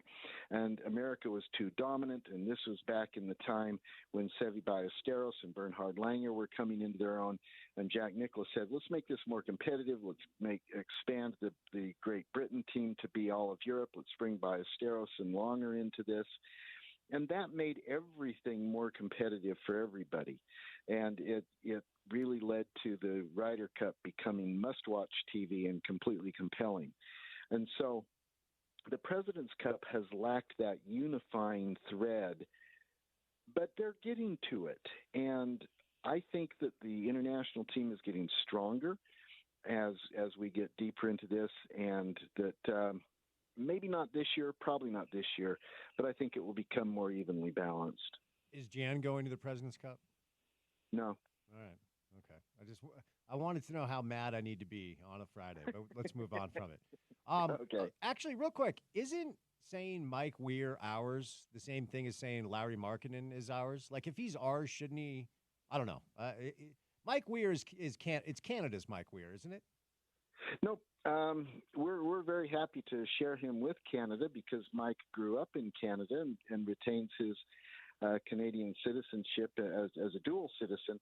But Mike Weir went to college at Brigham Young University and fell in love with Utah. I get that. And he stayed. He has been a full-time resident of Utah since he was in college, and he continues with that today. He's a Utahn. All right. Okay. All right, Paul, before I set you loose, you will not be in Montreal tomorrow, but tell our listeners where you'll be and what the latest is in the world of local golf. We'll be in the mothership. We'll be in the studio tomorrow, but there is so much going on in Utah golf that we're going to be talking about. We're going to be talking with Dustin Volk, the new Utah PGA Section champion winner. We're going to be with Colby Cowan updating everybody on the Utah exemptions that were announced this week at Black Desert. And we're going to be talking with Coach Garrett Clegg about the incredible record-setting performance from the University of Utah golf team this week. Half the record book was rewritten in a massively stirring win that the Utes had up at Washington State. We'll talk with Coach Clegg about that. Thanks for the time. I'm mad at you. We'll chat soon, okay? Okay, goodbye. All right, Paul Pugmire, check him out, Utah Golf Radio tomorrow. What's the deal? I need to have a conversation with upper management. My remote's next week. I think I'm at the Snowmobile show, right? I think I'm there next week. I think so. I believe I'm at a jewelry store in Ogden. You are. I want to be clear. I'm fine with that. And Paul Pugmire goes to Montreal for the President's Cup to do his show. I'll be honest. I'm a little jealous of that one, too. I need to know how business is done at this company. I think the golf show kind of does their own thing, but maybe I'll start doing my own thing. But yeah, there we go. I'll go do a radio show from the Olympics, from the Super Bowl, wherever. Send me wherever. Good for Paul. All right, Paul today, courtesy of our friends at Black Desert Resort. The Black Desert Championship takes place October the 9th through the 13th. It's coming up. It's going to mark the return of the PGA Tour to Utah for the first time in more than 60 years. Tickets available at blackdesertevents.com. Follow them on Instagram at Black Desert Championship is where you find them. If you haven't played it, I don't know if you still can prior to the event. It's awesome. They've done a remarkable job. Track is great. The food is good. Staff, wonderful people. Can't wait to get back down there to our good friends at the Black Desert Resort in St. George. 2 hours down, 2 hours to go. A big show, big hour with Craig Bolerjack and Gordon Monson comes your way next right here on ESPN 700.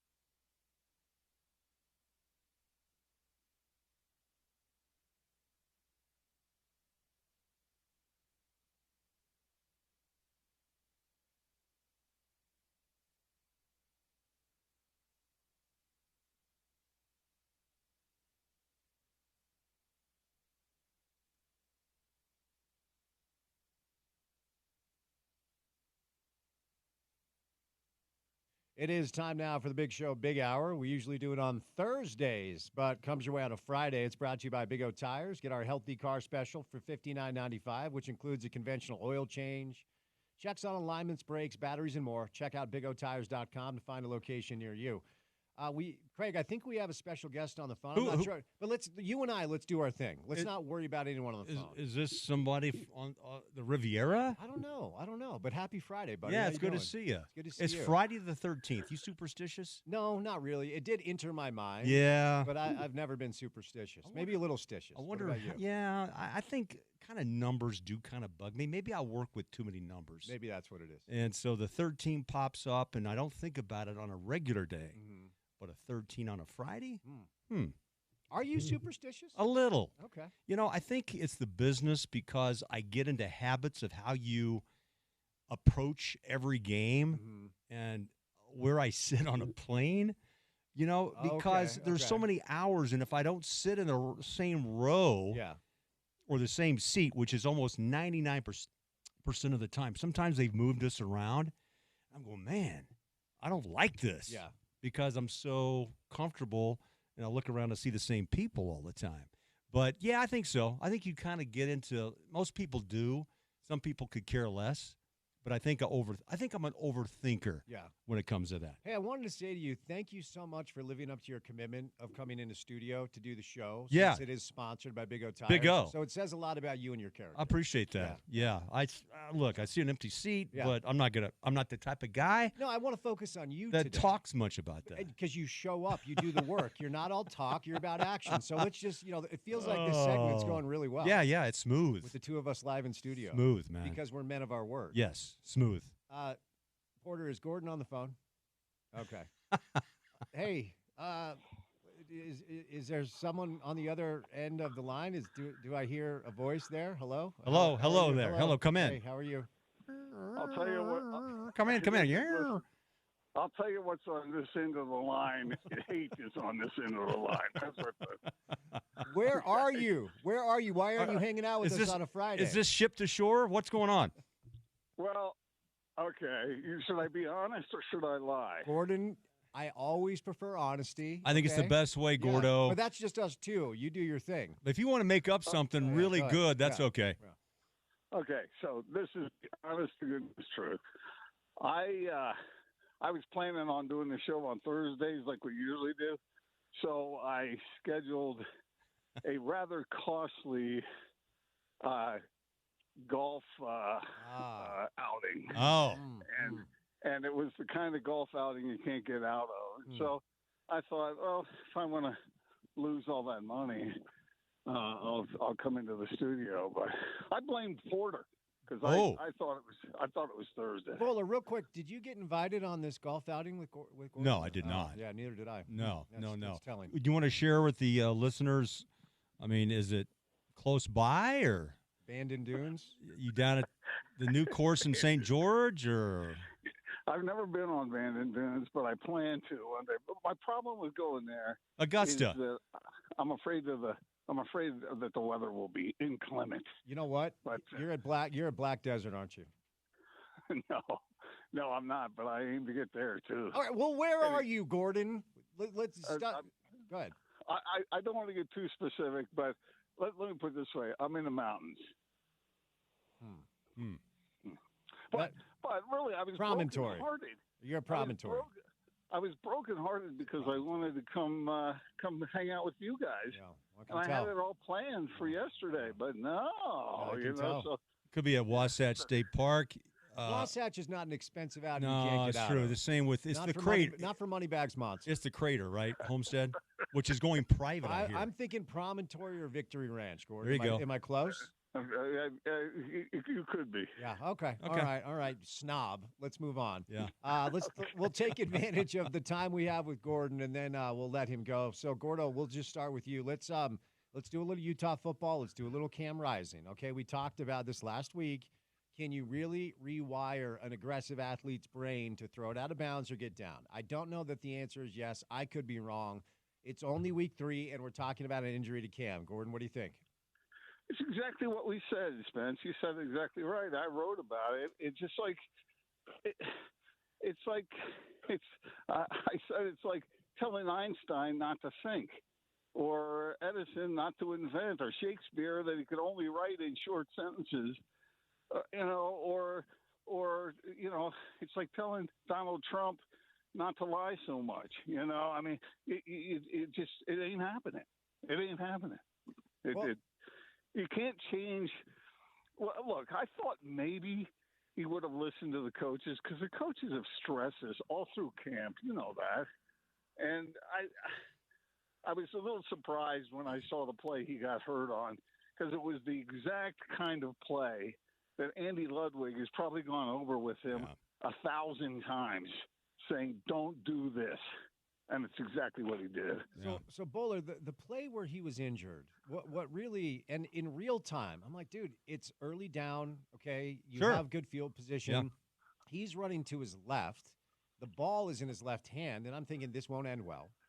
And now, in real time, I thought it was a penalty. I rewatched it, and I still think at the end of the day it probably is, but the contact started in bounds. What do you make of the play where Cam got hurt? I thought both players were over-aggressive, and so that's the outcome. So what? A quarterback, you give chase, you learn. It almost, from my experience, you see a quarterback out loose, it's fair game, and the meat hooks come out, man, because you want to take him down.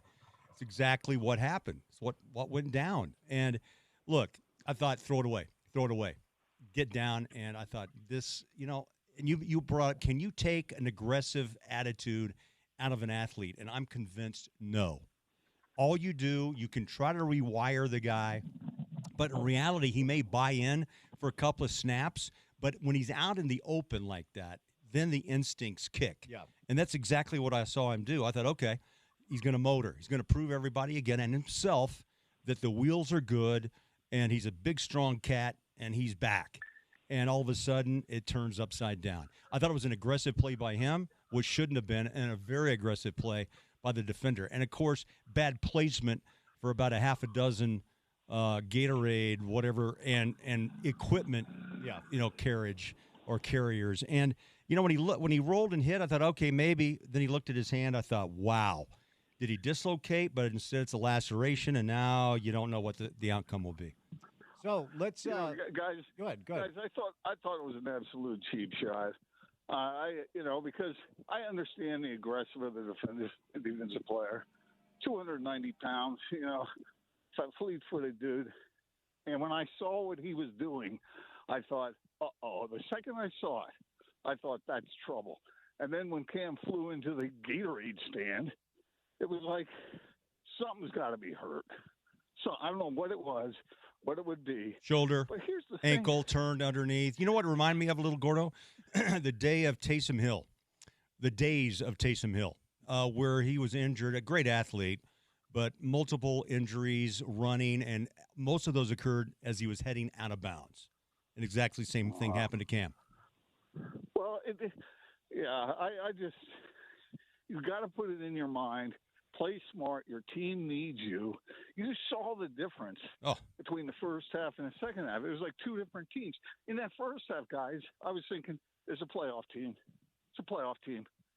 Second half, holy hell. Are these guys even going to finish 500 without this guy? They need him. And Kyle Whittingham probably just said, look, pal, I know how you're wired. I want you to go watch film of Dan Marino and watch him throw the ball away anytime he's pressured. Just do that, because the Utes can't abide the loss of that guy. So let's move into the space of what it's going to look like coming up, because, Bowler, to Gordon's point, and I was at the game and actually went down to watch the fourth quarter on the sideline and see if I could get any information about Cam. And you could tell the air just evaporate from the stadium when he got hurt. You could tell he, walks out in street clothes. There was kind of a funny little moment where somebody from the Muss yelled at him, Cam, give us a thumbs up if you're okay, which he did. And, that obviously is comforting. But, okay, Isaac's your two. We get it. That's what you've said. Isaac's your two. All right, he's 18. He disenrolled in April. So I'm absolutely about observation, not conclusion.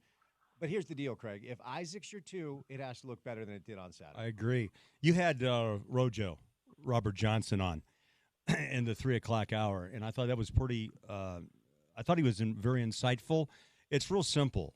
Here's an 18-year-old backing up a potential All-American or a Heisman supposed early season candidate, and now he's the guy for the time being, and that's difficult to take over a top 10 team and predicted to be in the running for a Big 12 championship and beyond. And I think Gordo would agree. I mean, at 18, Andy has to now collapse his offensive playbook, which was wide open, and now it's probably to chapters 1, 2, and maybe open 3. But as Robert said, was short throw game, run the ball, and depend on your offensive line to help you, and don't turn it over, and just get through this process. Now, it's Utah State, and maybe, again, Utah coaches and everyone says, look, Aggies are hurt too. They've got their own issues. We'll go up there, get one, come back, and reevaluate. It's kind of a lucky week in a way for Cam and the Utes. But it's also could be, Gordon, in my book, I think a growth week for Isaac, who desperately needs to find his confidence and also not only himself but the 10 other guys in the huddle to say if Cam's not coming back for a while, then you know what? We have to trust this young freshman. And that's what I see. It's a growth period, a confidence booster, but also a way that 10 other guys in the huddle are going to build respect for this young kid. Gordon, what do you think success – yeah, go ahead. I'm sorry. I guess I was going to follow Bowler with do you have to trust him or do you go to a different option? I mean, I don't know. I'm one of those people that I do believe that a quarterback needs time to develop. And so if that's what you really want to do with him, then do it. But this season is such a unique opportunity for Utah to do something it's never done before, and that's go to that playoff if they can just get by. You said it, Utah State, no disrespect to the Aggies, but they're struggling. So maybe they can get by with the kid. Maybe they can do both things. They can develop him, give him some confidence, and let him play against this team and come out with a victory. If you could do that, then okay. But if he struggles against this team, I wouldn't be that hesitant to go ahead with somebody else if I needed to. So that is actually where I wanted to go next, as far as what success looks like for Isaac and Utah football tomorrow, Craig, and I'll go to you on this because, like I said, if it looks the way it looked on Saturday against Utah State, then we need to have a conversation because at this point, I hate to say this, what's our confidence level that Cameron can stay healthy? My hope, my sincerest of hopes is that he does. My confidence level in that is not all that high. I don't know how it can be based off of what we've seen. And I think Gordon raises a fair point. Okay. Yeah, no. So Baylor, Dave Aranda has made his way through the sport as a defensive genius, right? So Baylor showed up with better athletes than SUU, a good defensive scheme because that's who Dave is. And so they were able to stifle Isaac. Utah State just got their brakes blown off by USC and Southern Cal. Nate Dreiling is a defensive coach, but if it looks, Craig, tomorrow like it looked last week, when do we start talking about Brandon Rose or Sam Heward? Yeah, well, Rose was my first thought. I think what Utah State will do will test Isaac early, as they should come at him. Edge rush, up the middle. I mean, all sorts of different defensive looks. I think they're going to try to I think their best opportunity, Spence and Gordon, would be to disrupt Isaac in the first quarter. That's where Robert Johnson, Rojo, said to you, play it safe, don't turn the ball over, just hand it off and run, establish the run, get through the early part of the game, which is smart because what that does is counter what Utah State wants to do, and that is to mess with the head of an 18-year-old quarterback with one hell of a football team. So it's up to the O-line to buy in and also protect, but also he's got to find some early success. Just dump it off flat, don't do anything crazy, and just get a couple under your belt, and that's what it takes. I mean, the guy comes in with incredible credentials, right?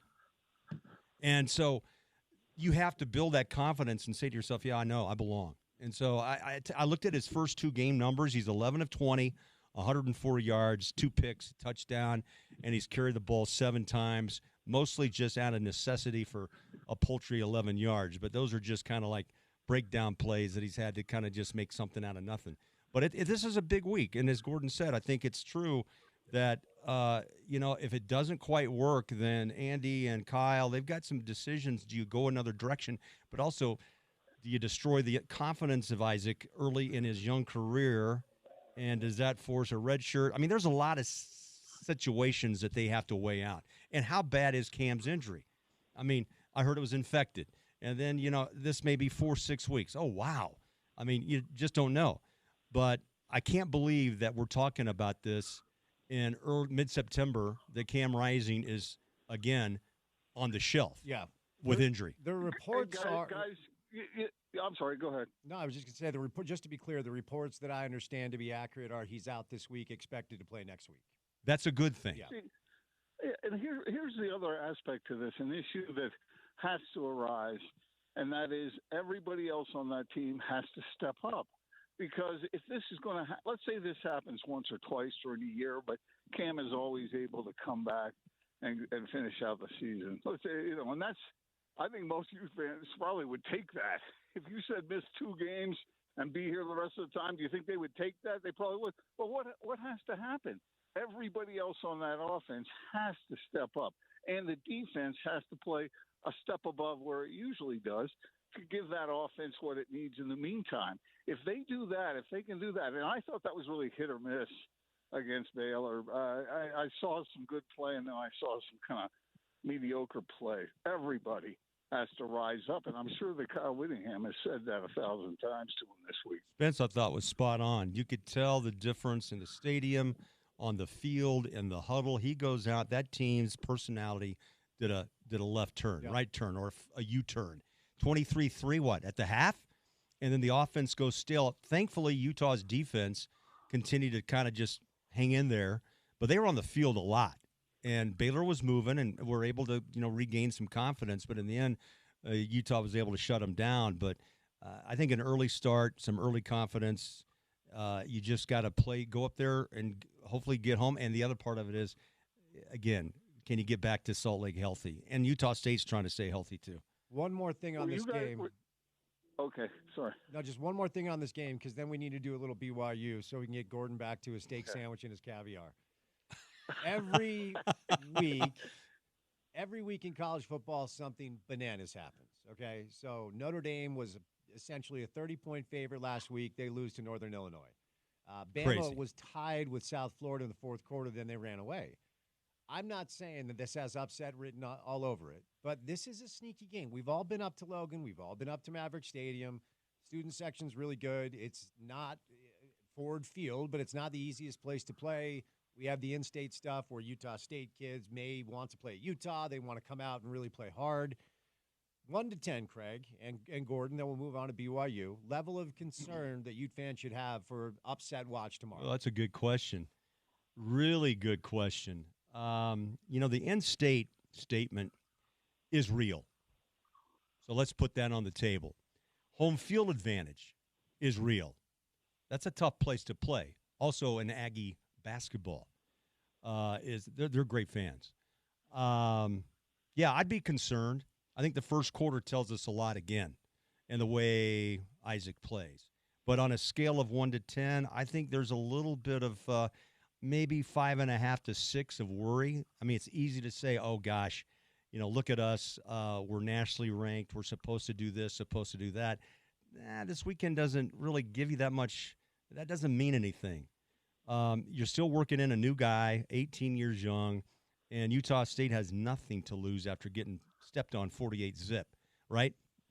Rally call, maybe, but I would think the first quarter will indicate the outcome of this game, in my opinion. I could be wrong, but I think the way you start is the way you then dictate the pace of the game and also how the opponent will react.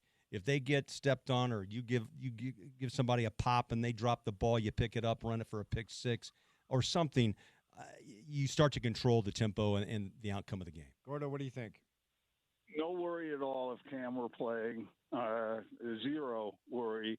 As is, I would put it at about 5. I think Bowler's pretty right, somewhere in that range. And again, we're guessing because what are we going to see at quarterback? What are we going to see there? I don't know, and I don't think anybody knows. I think Andy Ludwig's over there going, let's see. What am I going to see? I don't know. But I'd put it at 5. All right, before we set Gordon loose, let's do a little BYU. So BYU travels to Laramie. They have injury issues of their own. Hinckley, Rapati, and L.J. Martin, their top 2 running backs, according to reports, will not be available. There are some reports that say both those two will be out for a while. Last week, 4th and 1, the 37-yard carry was Miles Davis. They have some depth in that room. By the way, gritty, gutty win on the road. SMU, you're a 12-point dog. That's like a Kalani win for sure. So BYU has a chance to finish non-con clean. And I've said that they had to make a bowl. That's what I believe to be true. The line has moved 3 times towards Wyoming. It is settled as of now, BYU minus 9.5. The over-under is the lowest over-under the Big 12 at 40.5 because BYU's offense has looked horrible and Wyoming is just not good. So, Craig, we'll start with you. Your thoughts on a gutty win in Dallas, and what are you expecting from BYU and Laramie tomorrow? Yeah, I was surprised the way that game played out. Low scoring, big play, field goals, defensive stops, 18-15? 18-15. And, is it pretty football? No, but it's what you call grind it and get it done and come home. Kalani, right? Kalani. Yeah. I mean, it's, I'm sure he was smiling on the bus ride and the plane ride home. Look, that's how you win. You win dirty sometimes, and not speaking dirty play. I'm talking about just it was just not clean, but you won, and now you're 2-0, and now you go to Wyoming, and you've been up there. It's a difficult place to play. They have a crowd that's not fun, and you know what? They're lucky it's September, not in the middle of October or early November, because it's a hellhole of weather that rolls into Laramie quite often. I've been up there for basketball. It's like, are you kidding me right now? 10 below, and the wind chill factor. So, I mean, it should be a good day weather-wise. But, again, it's go up there, and Kalani is going to have to say this. Guys, we're 2-0. No time just to feel like we're walking on, on air. I mean, we got to put our head down and play. That'd be my biggest concern, is to go on the road after being 2-0 and then lay an egg in Laramie. Defense, obviously, going to have to shape it and control some of that. But also, I hate to say this because when I was calling games, every coach, D coordinator would always say this, or an O coordinator, how are you going to win this game? I'll give you 3 keys. You know what they are. Control tempo, run the ball, and don't turn it over. Mm-hmm. And basically, BYU is going to have to do that as well and try to find some offense. And if not, that opens a window. And you know what? In college football, every Saturday, there's one score or 2 that jumps out, and you go, whoa, and this could be one. But Kalani's going to have to control, I think, the attitude and the approach and make that very clear. And I always am a first-quarter guy because you can understand the mentality and the approach of each team, and I guarantee you Wyoming's going to be running around, spraying the defense around that field. And 1 week from tomorrow, K-State's in Provo. Right on. Are we looking ahead? Gordo, before we set you loose, give me your thoughts on where we're at with BYU. Wyoming sucks. I mean, that team is not good this year. But I agree with what you guys said. Any football team can lose on a certain day if they're not dialed in. What we saw last week was obviously the defense played fantastic. The offense sputtered all over the place. And you heard what Kalani Stuckey said earlier this week, talking to Retzlaff, don't turn the ball over. Take care of the ball. Don't fumble it without being hit. Don't throw picks that are just stupid. And so I've always believed that BYU, in order to be even at its sort of 75% level, the quarterback has to play well. And so that's what has to happen in, as you guys said, a hostile environment where the urine bombs fly. Craig, let me say once again how you have proven to be a man of character by showing up live in studio to fulfill your obligations. Appreciate that. So, hey, Gordo, caviar, cold beer with a little head on top there. I don't think he's picked up that habit at this stage of his life. Okay. But, I didn't think. Well, a good Diet Coke comes in handy, or wrong with it. Root beer, whatever you want. Wrong with that. But a caviar though, on a cracker, I can see it right now. Pinky's up, man. I'm just trying to picture myself with the pinky up. Pinky's up. I don't think I can see myself doing that. But look, I mean, the future will have to book out every day of the week for the show, because I'm not sure what day it's going to be. So I kind of. Gordo, we kid, we tease. Have fun up there. Enjoy it. Must be beautiful, man. It's a beautiful day. We'll see you next week, okay? It is, man, and I wouldn't miss this for anything. I mean, I just missed 3 holes, and I couldn't care less because I'm having a good time with you guys. Oh, man. Thanks for that. Hit it straight. All right, there he is. Gordon Monson, brought to you by Big O Tires. Get our healthy car special for $59.95, which includes a conventional oil change, checks on alignments, brakes, batteries, and more. We want to keep our customers safe on the road and help them save money on tires and service. There's always something on sale at Big O Tires. Stop into any of our 50 locally owned and operated locations in Utah or schedule an appointment online. We know tires and service can be an unexpected expense, so Big O Tires wants to make sure you have financing options to keep your vehicle in tip-top shape. No credit needed financing options to fit any budget and any situation. Big O Tires has over 50 locally owned and operated locations in Utah. Visit BigOTires.com to find a location near you. One more segment with Bowler. We say goodbye to a Jazz legend. We'll tell you about that coming up on ESPN 700.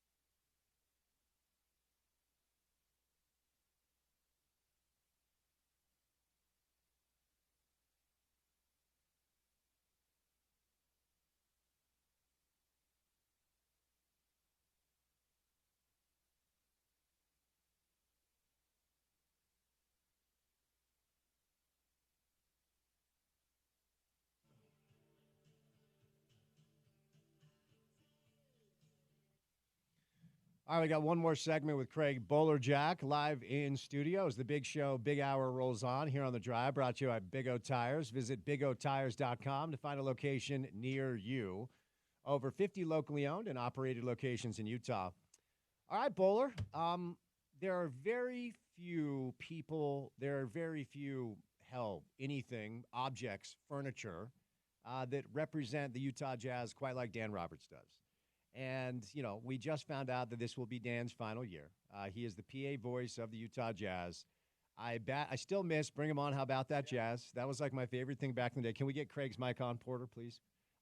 So you obviously have known Dan forever, as have I. I'm great friends with the family. Jeremy and I golf from time to time.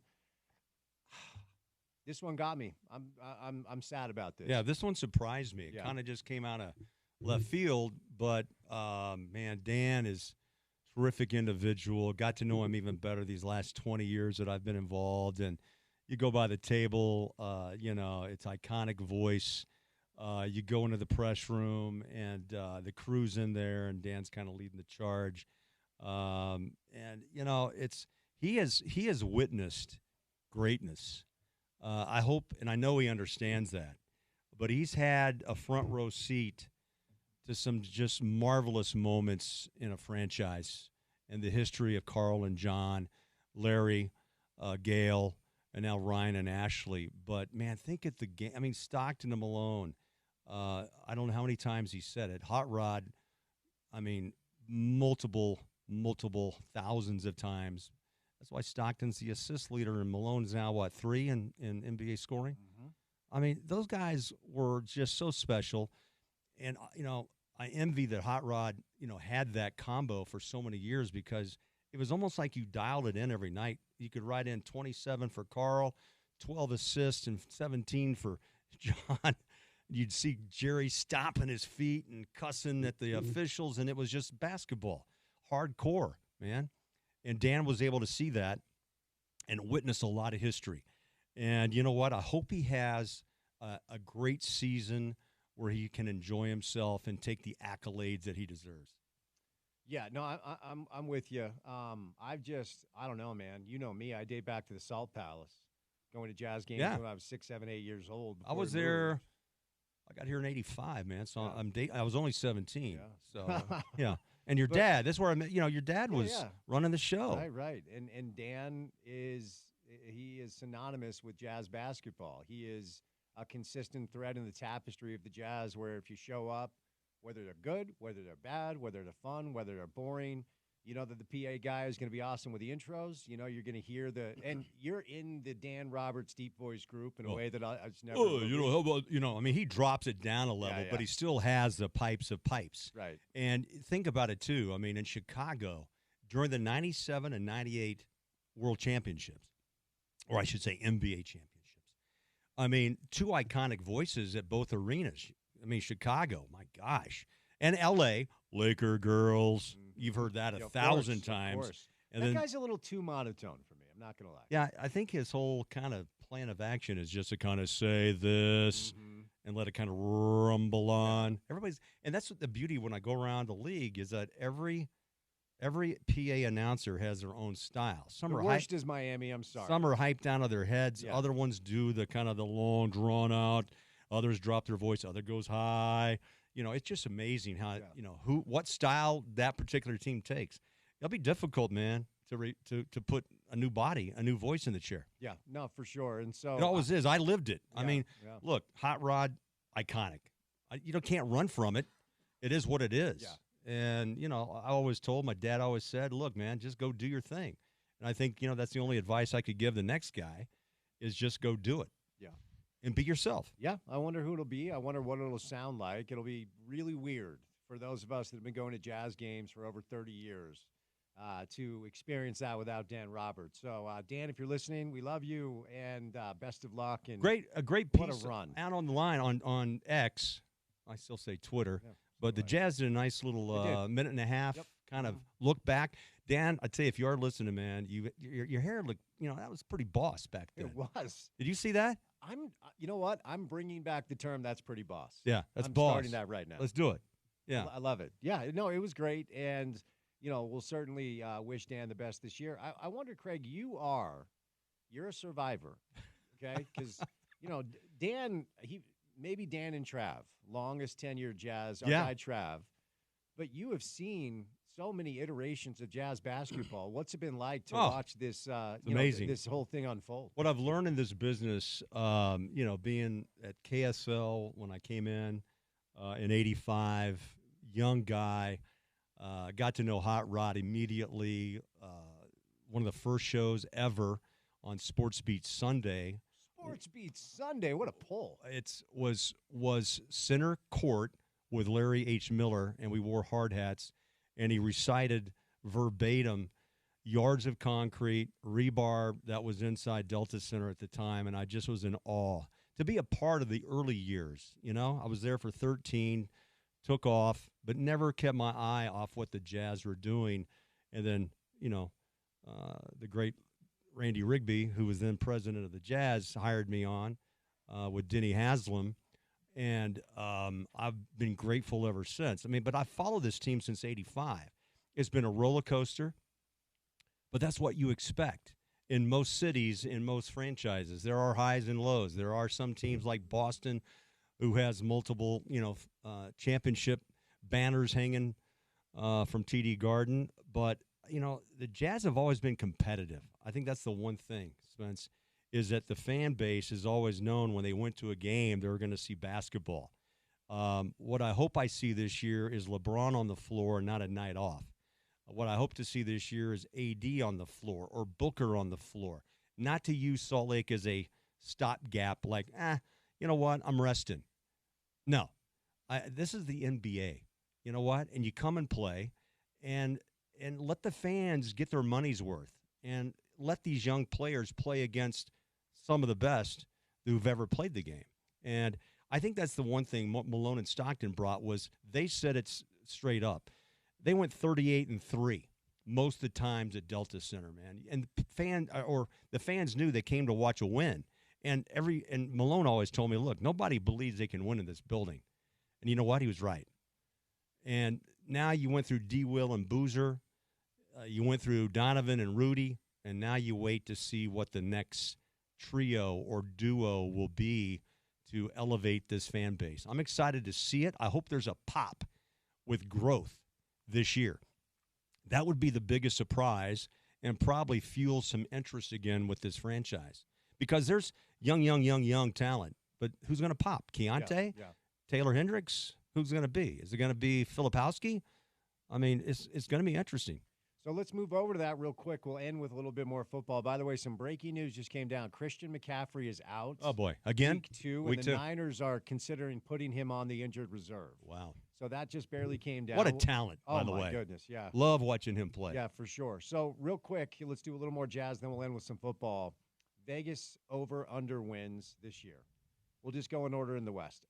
Thunder 1, Timberwolves 2, Nuggets 3, Mavericks 4, Grizzlies 5, Suns 6, Kings 7, Pelicans 8, Rockets 9, Lakers 10, Warriors 12, Clippers 13, Spurs 14, Jazz 15.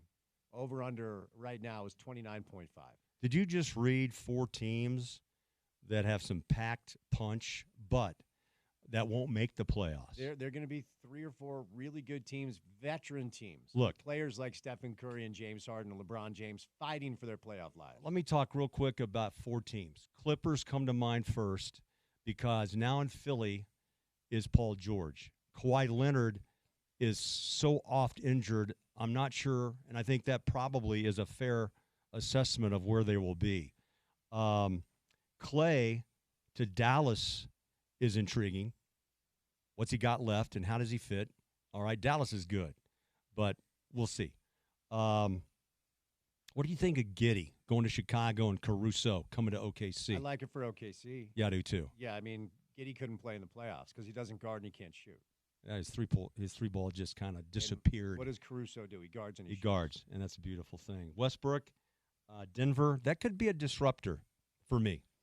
Contavious Caldwell-Pope, Yeah, you lose something if you're Denver. Yeah. It's not irreplaceable. But here's why this is bad news, Craig, okay? As I'm reading this off, Thunder youth. Timberwolves, Ants, a kid. Yeah. Nuggets, still young. Mavericks, Luka's in his mid-20s. Ja comes back from Memphis. That's intriguing. I want to see that. Sacramento, okay, Yep. young team. Pelicans, young team. Rockets, young team.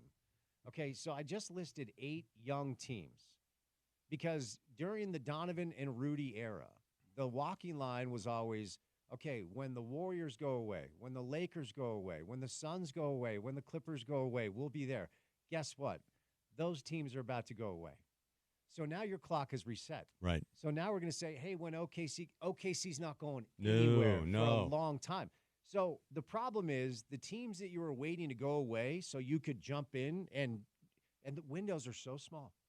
But when that window manifested, if you had the group that you thought you had with Donovan and Rudy and Quinn and Dennis and all, I will always maintain there's a world to keep them together. I know that most people over there said they had hit their ceiling. Here's what just guts you. Gobert and Mitchell are still in their prime. A lot of the players that you sent off can still play, like, Royce got a deal in Phoenix. There's a world where you could have kept that team together. And the problem is the group that built that team was waiting for this moment. Yeah. And now that moment is gone. And so the Jazz are in an area where there's only one other team in the West that's with them, and that's Portland, and they're both not good. And now, when's the window? Yeah. The 8 teams I just referenced in front of you are better and just as young as you are, but they're more advanced in the rebuild. I don't know what to make of it, man. I don't think it's great news. No, it's difficult. I mean, when you really break it down in that regard, Donovan. Now, we talked about this a month ago, 3 weeks ago, when Donovan came out on a podcast, who said he thought the Jazz had a few more years left with that group. Well, why don't you speak up then? Yeah. Right. Give me a break with that, by the way. I mean, I don't know what kind of. Is he ironing over some hard feelings or what have you? But, from all indications, it did implode after, having the best record in the NBA and playing in the bubble. I mean, there were marvelous times there. Joe Ingles was a special guy coming off the bench and just had a personality that, still in the league. Yeah, still in the league. Mike Conley, really? Bogdanovich. The whole group's still in the league. Still in the league. Yeah. And Nickeil Alexander-Walker, Yep. still in the league. Yep. Couldn't get off the bench, and he's playing well. Right, and playing well. So, I mean, it's really odd if you want to say that the voice of Quinn Snyder had been lost. And Quinn, I've talked to Quinn, and, he plays it the way it should be. But, knowing him, I think there was frustration. I don't think he could mend the fence of the two players, his two superstars. And then money comes into play, and people get in players' ears, and they start to tell them, look, the grass is greener on the other side. I've told you this 1,000 times on this show, that players like D. Will and Booz and even Hayward have come and talked to me and said, man, should never have left. And it kind of makes you just stand back. And, it happens in other cities, I'm sure. But Utah seems to get just the spotlight hits because it's Utah. And, the comments that have been said, I don't want to play in Utah. You know what? It's too white, whatever it may be. There's no nightlife. Hey, man, that's over. Forget it. Olympics coming back here, NHL team. I mean, this city's growing and busting by the seams. You can do anything you want here. I don't buy it. And I think that's where the league and hopefully the players start to understand that more and more. But it comes back, Spence, to who is your centerpiece that can entice those players to come here. And of the group over the last 2 summers the Jazz have drafted, who breaks it open? Or does Danny have to say, thank you, no, move him on, move him out, stay with him? I think it's an incredible, important season for Kessler. I think it's an important season for Keontae. And the evaluation process, year 3 for Walker is important. Year 2, you want to see a jump, especially if you're running the show. And I think that's really important for fans to follow and understand that, yes, they're young, but really high-level talent that are top 10 picks. They should. Taylor Hendricks is another big year for him to bust open. And if they do, you know what, there may be some surprise talk around the league. And maybe the Jazz make some noise. But a lot of fans don't want them to. But I don't trust, not the sense of the NBA, but I wouldn't put all my marbles into lottery night. I mean, look where the Jazz fell, right? Just 3 months ago. after they played, and they went, what? We only won 3 games after the All-Star break, close to that. So they could keep the pick, yeah. And they lost the pick. So, I don't think there's any guarantees, and you have to find some luck along the way. And the Jazz are desperately in the market for some luck. They had it with Stockton Malone. They actually found it with Gobert and Donovan. What's the next phase for the Jazz? I like Will Hardy, but he's in his 3rd of 5 years. You know what? Coaches get a little antsy, too, because they think about their careers. He's 36. I mean, it's amazing. So this season, I think, again, evaluate young players, multiple minutes, different combinations to see what works and what doesn't, and you may get a surprise or two. Filipowski is intriguing to me because he's 6'11", big, faces the basket, seems to be comfortable with the ball in his hand, Spence, and, he may pressure Walker, and that's a good thing. But you could be at one big front line. You think about Markkanen, Kessler, and if you play Filipowski at the 3 or the 4, I mean, it's going to be interesting. I mean, that'd be one hell of a front line. And then how do you manage Collins and JC in the rotation? Craig, good luck on the call this year, buddy. I'm glad I got T. I can't wait to hear the lock numbers on the Drew Eubanks, Patty Mills pick and roll. Yeah. 5 times in the 3rd quarter. Yeah. It doesn't mean anything, David. You know what, Patty, I want to get to know him. I've always been impressed with his play, and he's been around forever. Yeah. But I think, you know what, he probably is going to be more of a coach for the younger guys and maybe get spot minutes on occasion, but I don't see him on the floor that much. I think got an insider tip for you on Patty Mills. Yeah. Okay. You can ask a question when you meet him. So let's see. Well, I'll tell you exactly when it was. About 7 years ago, had a little life interruption. I don't know if you remember. Yes, I do remember that, yes. So I went to the North Shore of Oahu and stayed there. I'm like, I don't think I'll ever come back. And as there's this place called Lele's that's on the golf course. They have the best ribs. It is awesome. And the owner is a huge sports fan. And Patty Mills, every year, goes over there and goes deep-sea fishing with the owner of Lele's. And he has a place on the North Shore. I went over there one night to get dinner. And suddenly walks out Patty Mills. My man was having a good time. My man was it was the off season. Sure. Right? And I think he had just come off a good year with San Antonio. Ask him about the North Shore. Ask him about Lele's. Okay. There's your in if you get a chance to interview. Lele's. I'll remember that. And ribs. Yeah. All the ribs, the mashed potatoes, the coconut shrimp. Lele's is where it's at. Yeah. I'm anxious to see him, meet him. Drew Eubanks. I've chatted with him a couple times during his career. Where does he fit in? I don't know. It's depth. 3-point shooting, maybe, and I just don't know. It's one of those years where I'm so anxious for camp to hit, open court, a lot of guys are in town. Media content day is, I think, a week from next Monday, Spence. And so we're coming up on it. And, the answers or some of the questions, we probably will get some answers, not all of them. But I'm anxious for rotation. I want to see what Will, Danny, Justin have in mind on the minutes played by this group of young players. Here's what you got. You got Lowry Markkanen. Yeah. And he is awesome. He is. Okay, so he's box office. He's worth the price of admission. The rest of the roster, I don't know. We'll see. Craig, before I set you loose, Godspeed, my friend. The Pac-12. You want to come in and hang one night or two with T and I? I have a feeling you're going to have to send that up the ladder. Okay, yeah, I probably will. Yeah, maybe travel. Give me a call. You might get a few hard no's over there. The Pac-12 is back, question mark. Okay? Yes. Before I set you loose, Boise State, Fresno State, San Diego State. I'm missing. Colorado State. Colorado State. Invited to join Washington State and Oregon State. A lot of state schools.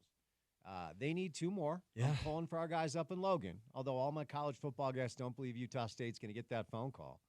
What do you make of the Pac-12 shuffling and suddenly coming back into our consciousness far before anybody thought it would go down before it's such loose? I tell you, Spence, honestly, I thought the death nail had been, hit and never to be heard from again. The big deal was divvying up Pac-12 money, and that was the biggest conversation was lawsuits, who gets what, who belongs where. You know what? There's always a way, right? And here's the deal. Utah State ought to listen to it because, you want survival. And I don't want to see a small state school go under because what they do when they go play and get their tails beat down in weeks 1, 2, and 3, in most cases, not all, Boise State's had a good football program for a long time. Sure they have, yeah. But you still get a payday. How much did Notre Dame pay to get beat? 1.5 million? Yeah, it was just under 2. I think it was just under 2 million. Yeah. Now, you think about that. Most teams, it's a $500,000 to $750,000 payday to go to the big school to be practiced on. And what it does, it lets the rest of your athletic program survive. And that's what is so important, is that the football money helps with softball, volleyball, and everything else. Mm-hmm. Now, if you get into a conference, but the deal, Spence, what television network is interested? Right now, the CW has the Mountain West. I mean, I don't know who would want this rebranded Pac-12. It's all of the TV deals were taken. Yes. The Big 12 got the last one. Right. So I don't know who's coming calling. The one option, the one plus is that you still have the late night window, the late one. I used to call those all the time. Big Monday basketball, 10 o'clock, midnight Eastern. I did an open on a couch in Logan with the Aggies and UNLV. Was it Stu?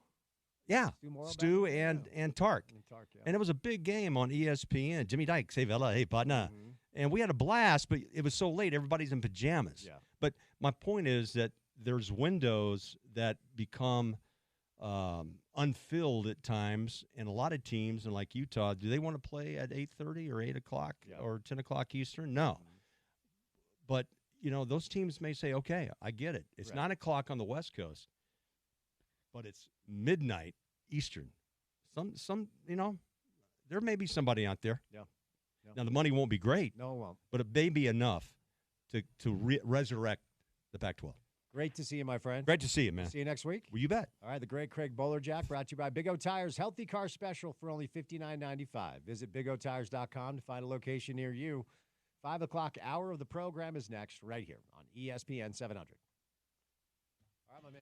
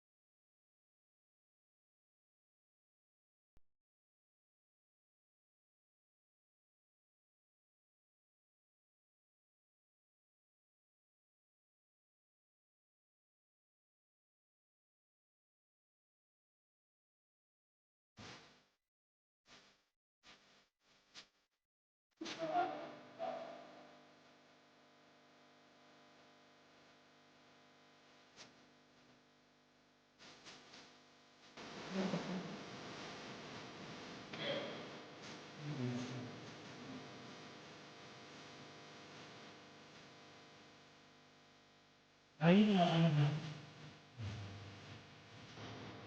check it out.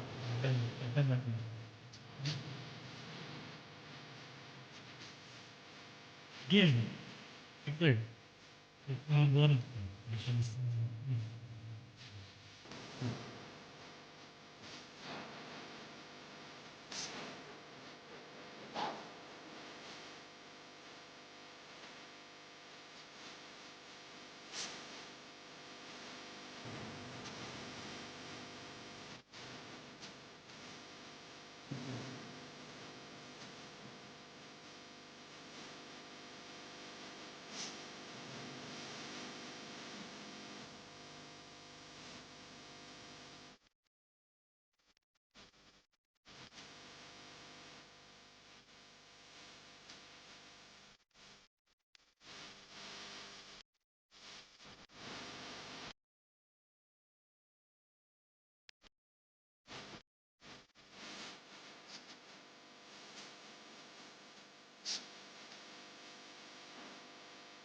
You do.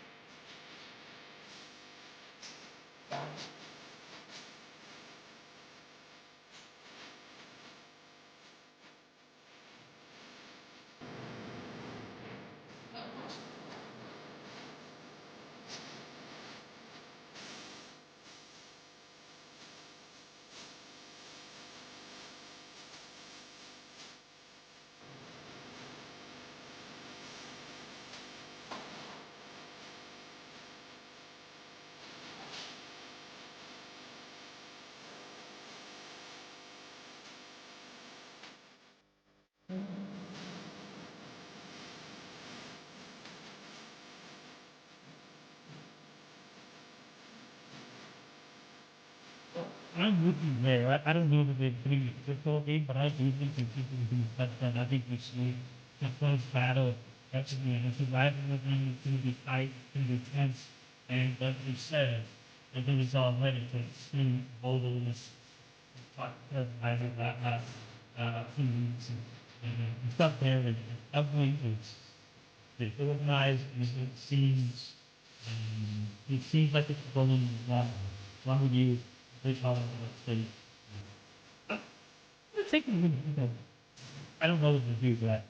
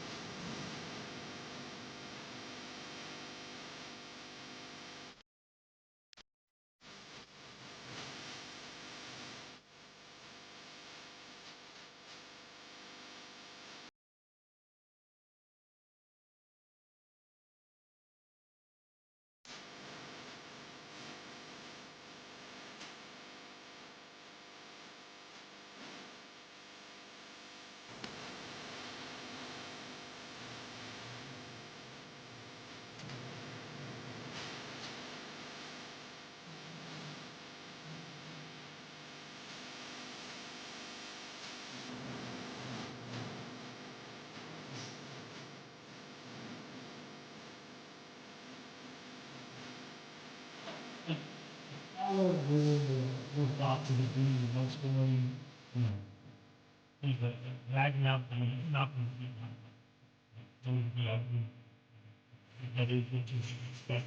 Fast pace. Now the set down is awesome. But I'm actually going to take the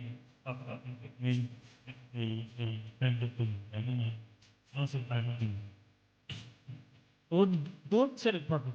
My own medicine. I think this is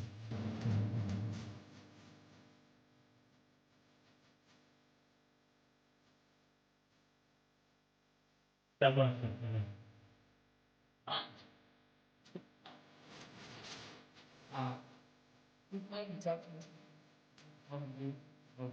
So I do love these picks. Stay away from it. I think Utah wins. That number is massive for a second string quarterback that didn't look great a week ago. So Utah State. Utah's an 18-point favorite. The over-under is 43.5. Porter, I'll give you the final word. I'm taking the Utes to win, but I'm not sure they cover 18. I think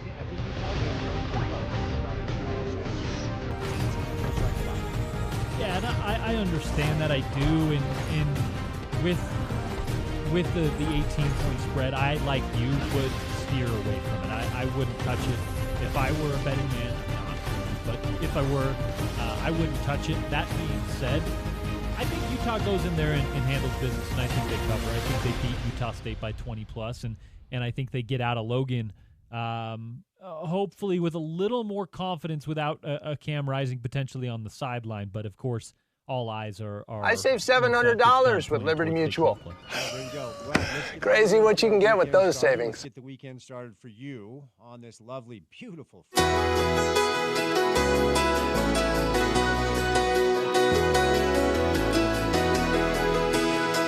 all that fun stuff. Do you have a plan, or do you have a concept of a plan? More of a concept of a plan. Fair I enough. do know that Josh Furlong will stop by. I do know Tony Parks will stop by the final week of Bees baseball at Smith's Ballpark. So we'll chat with Tony about that and college football. Brock Heward may stop by. Of course, we'll have Kyle Whittingham's press conference. So, we're formulating. We've got concepts going. Hey, a concept of a plan can get you elected president, so you're on the right track. All right, well, that will say goodnight. Special thank you on this Friday to Robert Johnson, Max Brown, Paul Pugmire, Craig Bolerjack, and Gordon Monson. Great show today. If you missed any of it, head on over to our website, which is ESPN700sports.com. Download our mobile app and take us on the go. It is the ESPN 700 app that's available in the app.